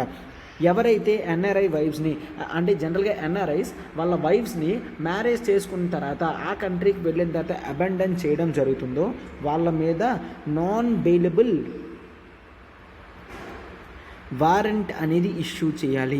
నాన్ బెయిలబుల్ వారెంట్ అనేది ఆ మేల్ అఫెండర్స్ మీద ఇష్యూ చేయాలి అని రికమెండేషన్ అనేది నేషనల్ కమిషన్ ఫర్ ఉమెన్ అనేది రికమెండేషన్ ఇవ్వడం జరిగింది. సో అందుకని దీని గురించి స్పెషల్ వెబ్సైట్ అనేది పెట్టాలి. ఈ స్పెషల్ వెబ్సైట్తో ఆ మేల్ మెంబర్స్ ఎవరైతే ఉన్నారో వాళ్ళందరినీ పట్టుకునేటట్టు సమన్స్ అనేవి ఇష్యూ చేయాలన్నమాట. ఆ వెబ్సైట్లో పెడతారు సమన్ అంటే నథింగ్ బట్ పిలవడం అనమాట. నేషనల్ కమిషన్ ఫర్ ఉమెన్ అనేవాళ్ళు సమన్స్ ఇష్యూ చేయగలరు అని చూస్తాము. ఓకే, అయితే చాలా వరకు ఏం జరుగుతుంది, వైఫ్స్ని వదిలేసి వాళ్ళు వేరే ప్లేసెస్కి వెళ్ళిపోవడం అనేది జరుగుతుందన్నమాట. దీంతో ఉమెన్కి ఇబ్బంది అనేది జరుగుతుంది. వాళ్ళని ఎట్లా అయినా కూడా ట్రాక్ చేయాలి అని చూస్తాము. అండ్ ఎట్లా ట్రాక్ చేస్తాం, అయితే కొన్నిసార్లు వాళ్ళ సోషల్ సెక్యూరిటీ నెంబర్స్తో ట్రాక్ చేస్తాము. ఓకే, వేరే కంట్రీకి వెళ్తే ఖచ్చితంగా వాళ్ళకి సోషల్ సెక్యూరిటీ ఉంటుంది. ఆ సోషల్ సెక్యూరిటీ నెంబర్స్తో వాళ్ళని ట్రాక్ చేసి ఖచ్చితంగా వాళ్ళకి నాన్ బెయిలబుల్ వారెంట్స్ అనేవి ఇష్యూ చేయాలి అని చెప్పడం జరుగుతుంది అనమాట. So and various diverse judgements కూడా చాలా వెరైటీగా వస్తున్నాయి. వేరియస్ కంట్రీస్లో ఉమెన్కి ఎఫెక్ట్ అయ్యేటట్టు జడ్జిమెంట్స్ వస్తున్నాయి. అయితే ఆ జడ్జిమెంట్స్ ఏవి కూడా వర్క్ అవ్వకుండా జనరల్గా మనం ఇండియన్ రూల్స్ అండ్ రెగ్యులేషన్స్ అనేవి వర్క్ అయ్యేటట్టు మంచి పాలసీస్ అనేవి తీసుకొని రావాలి అని కూడా రికమెండేషన్ ఇవ్వడం జరిగిందనమాట. అయితే ఈ జనరల్గా వీళ్ళు ఏం చెప్తున్నారంటే, ఎవరైతే పర్సన్స్ ఈ ఉమెన్ని మ్యారేజ్ చేసుకుంటారో ఎన్ఆర్ఐ క్యాండిడేట్స్ వాళ్ళు చాలా జాగ్రత్తగా వైఫ్స్ని చూసుకోవాలి అని చూస్తున్నాం. అట్లా చూడకపోతే ఖచ్చితంగా నాన్ బెయిలబుల్ వారెంట్స్ అనేవి ఇష్యూ చేసేటట్టు ఉండాలి. అండ్ ఈ ఉమెన్కి లీగల్ అసిస్టెన్స్ ఉండాలి. అండ్ జనరల్ మెయింటెనెన్స్ ప్రమోషన్స్ కూడా చేసుకోవాలి. ఫినాన్షియల్ సపోర్ట్ అనేది ఉండాలి. సో ఇవన్నీ ఉండాలంటే వాళ్ళ గురించి డెడికేటెడ్ ఫండ్ అనేది మనం స్టార్ట్ చేయాలి అని వీళ్ళు చెప్పడం జరిగింది అనమాట. ఓకేనమ్మా, ఇది ఆర్టికల్. ఇంతకన్నా దీంట్లో చూడాల్సింది ఏమీ లేదు. మనం మన నెక్స్ట్ ఆర్టికల్కి వెళ్ళిపోదాం. చూడమ్మా, నెక్స్ట్ ఆర్టికల్ చూడమ్మా. మే manufacturing purchasers managers index hints at sustained rebound in the sector అనేది చూస్తాము. అయితే రీసెంట్గా ఇక్కడ పర్చేజర్స్ మేనేజర్స్ ఇండెక్స్ అంటే ఏంటి అంటే, ఇది ఇన్ఫర్మేషన్ అనేది ఇస్తుంది. కరెంట్ బిజినెస్ ఎలా ఉంది, ఫ్యూచర్ బిజినెస్ కండిషన్స్ ఏ విధంగా ఉంటాయి, కంపెనీ డెసిషన్ మేకర్స్ ఏ విధంగా డెసిషన్స్ తీసుకుంటారు, అనలిస్ట్ ఏ విధంగా డెసిషన్స్ తీసుకుంటారు, ఇన్వెస్టర్స్ ఏ విధంగా డెసిషన్స్ తీసుకుంటారు, ఇవన్నీ కూడా మనం అక్కడ చూడడం అనేది జరుగుతుంది అనమాట. ఓకే, ఇది ఎప్పుడూ కూడా సెపరేట్ సపరేట్గా కాంపోజిట్ ఇండెక్స్తో కన్స్ట్రక్షన్ చేయడం అనేది జరుగుతుంది. పర్చేజర్స్ లెవెల్లో మ్యానుఫ్యాక్చరింగ్ అనేది ఏ విధంగా జరుగుతుందో ఇది చూస్తుందన్నమాట. అయితే ఇక్కడ పర్చేజర్స్ మేనేజర్స్ ఇండెక్స్ అనేది ఇక్కడ S&P గ్లోబల్ ఇండియా మ్యానుఫ్యాక్చరింగ్ వాళ్ళు ఇవ్వడం జరిగింది. ఇన్ జనరల్గా మనకి ఎవరిస్తారమ్మా పర్చేజర్స్ మేనేజర్స్ ఇండెక్స్? ఎప్పుడు కూడా మనకి IHS మార్కెట్ అని అంటాము. IHS market, okay, IHS market వాళ్ళు ఇవ్వడం అనేది జరుగుతుంది. సో దీంతో ఇన్ జనరల్గా మనకి ఇప్పుడు వీళ్ళు ఏమి ఇవ్వడం జరిగింది, ప్రైసెస్ అనేవి పెరిగినప్పటికీ కూడా, మ్యానుఫ్యాక్చరింగ్ కాస్ట్ అనేవి పెరిగినప్పటికీ కూడా మనకి ఆర్డర్స్ అనేవి వస్తున్నాయి. సో ఈ ఇన్పుట్ కాస్ట్ ఏవైతే పెరుగుతున్నాయో అవన్నీ కన్జ్యూమర్ మీదకి పంపించినప్పటికీ కూడా ఆర్డర్స్ అనేవి వస్తున్నాయి అంటే ఎకానమీ అనేది రీబౌండ్ అవుతుంది. సో ప్రైస్ పెరిగినా కొంటున్నాము అంటే అర్థం ఏంటమ్మా, డిమాండ్ అనేది అలా ఉంది అని చూస్తున్నాం అన్నమాట. అంటే ఇన్పుట్ కాస్ట్ అనేది స్ట్రెయిట్గా లాస్ట్ 22 మంత్స్ నుంచి పెరుగుతుంది అని మనం చూస్తాము. అయితే ఇక్కడ జనరల్గా ఎలక్ట్రానిక్ కాంపోనెంట్స్ కానీ, జనరల్గా అండ్ ఎనర్జీ కాంపోనెంట్స్ కానీ, ఫ్రైట్ ప్రైసెస్ కానీ, ఫుడ్ స్టఫ్స్ కానీ, మెటల్స్ కానీ, టెక్స్టైల్స్ కానీ ఇవన్నీ కూడా ఇన్పుట్ కాస్ట్ పెరిగినప్పటికీ కూడా స్పీడ్గానే పెరుగుతున్నాయి అని మనం చూస్తాము. సో అండ్ ఆర్డర్స్ కూడా మ్యానుఫ్యాక్చరింగ్ వాళ్ళకి ఎక్కువే వస్తున్నాయి. వీటన్నిటితో మనం ఏం కన్క్లూడ్ చేయగలము అంటే ఎకానమీ అనేది రివైవ్ అవుతుంది కాబట్టి డిమాండ్ అనేది సస్టైన్డ్గా ఓవరాల్గా ఉంటుంది అని కూడా చూస్తున్నాం అనమాట. సో అందుకనే ఈ ఆర్టికల్ అనేది మీకు ఒక్కసారి చూపించడం జరిగింది అనమాట. ఓకే, సో ఎకానమీ రీబౌండ్ గురించి మనకి కోవిడ్ ఈ టైం కాబట్టి ఖచ్చితంగా ఎక్కువ క్వశ్చన్స్ అనేవి ఫ్రేమ్ అవుతూ ఉంటాయి. So you can use all these things అనమాట. అందుకనే వాటి రిలేటెడ్గా ఏ వచ్చినా కూడా నేను కవర్ చేస్తున్నాను. ఓకే, సో ఈ విధంగా మనం ఆర్టికల్స్ అన్నీ కూడా కవర్ చేయడం జరిగింది అమ్మ. సో ఎప్పటికక్కడ మీకు క్వశ్చన్స్ అనేవి అడుగుతున్నాను, వెంటనే అక్కడ మీరు వీడియో పాజ్ చేసి కామెంట్ బాక్సెస్లో కామెంట్స్ పెట్టండి. అండ్ మన ఆర్టికల్స్ ప్రతి వెనకన కూడా చాలా హార్డ్ వర్క్ అనేది ఉంటుంది. మీరు దాన్ని ఎప్రిషియేట్ చేస్తారని మేము అనుకుంటున్నాం అనమాట. సో లైక్ బటన్ని హిట్ చేయండి, ఫెలో ఆస్పిరెంట్స్కి షేర్ చేయండి అమ్మా. అండ్ క్లాసెస్ ఎట్లా ఉన్నాయో మీరు కామెంట్ చేస్తే మాకు అవి మరింత రిజర్వేషన్ అనేది ఇస్తుంది అనమాట. ఓకే, ఒక్కసారి చూడమ్మా, మనం డిగ్రీ ప్లస్ IAS ప్రోగ్రామ్ అనేది తీసుకొని రావడం జరిగింది విశాఖపట్నంలో under the guidance of Suresh sir అనేది మనం చూస్తామన్నమాట. ఇక్కడ ఫీజ్ కేవలం 50,000 per annum పెడుతున్నాం. అది కూడా మీరు ఈజీ EMI ప్రాసెస్లో 5,000 per month కడుతూ క్లియర్ చేయొచ్చు అనమాట. ఇక్కడ మనకి డెడికేటెడ్ డిగ్రీ ఫస్ట్ ఇయర్లోని, degree second year and degree third ఇయర్లో కోర్సెస్ ఎట్లా ఉంటాయనేది ముందే ఇవ్వడంతో మీకు ప్రాపర్ కోర్స్ అనేది రన్ అవుతుంది. మీ ఛాన్సెస్ ఆఫ్ సక్సెస్ అనేది ఎర్లీగా రావాలన్నప్పుడు మీ ప్రిపరేషన్ కూడా ఎర్లీగా స్టార్ట్ చేయాలమ్మా. So this would act as one stop solution during your degree program అని చూస్తామన్నమాట. సో మీకు ఇక్కడ సివిల్స్ అనేది డిగ్రీలోనే ఎర్లీ స్టేజెస్తో స్టార్ట్ చేయడంతో మీకు బ్యూటిఫుల్ ఆపర్చునిటీస్ అనేవి కూడా ఉంటాయి. అండ్ ఒకసారి ఆ తర్వాత మనం ఫుల్ UPSC కోర్సెస్ అనేవి ఫ్రీ అప్గ్రేడేషన్ అనేది మీకు ఉంటుంది. ఆ తర్వాత ఆప్షనల్ కోర్స్ కూడా మీకు కంప్లీట్గా కాంప్లిమెంట్ కింద ఇవ్వడం అనేది జరుగుతుంది అనమాట. అండ్ ఈ కోర్స్ ప్యాకేజ్ అంతా కూడా లైఫ్ టైం వ్యాలిడిటీతో మీకు వస్తుంది, లైఫ్ టైం వ్యాలిడిటీ. సో ఇక్కడ నెంబర్ చూడండి, 7893899553. ప్రత్యూష మ్యామ్కి కాల్ చేయండి అండ్ వెంటనే వీటి గురించి పూర్తి ఇన్ఫర్మేషన్ అనేది కనుక్కోండి అమ్మా. Thank you.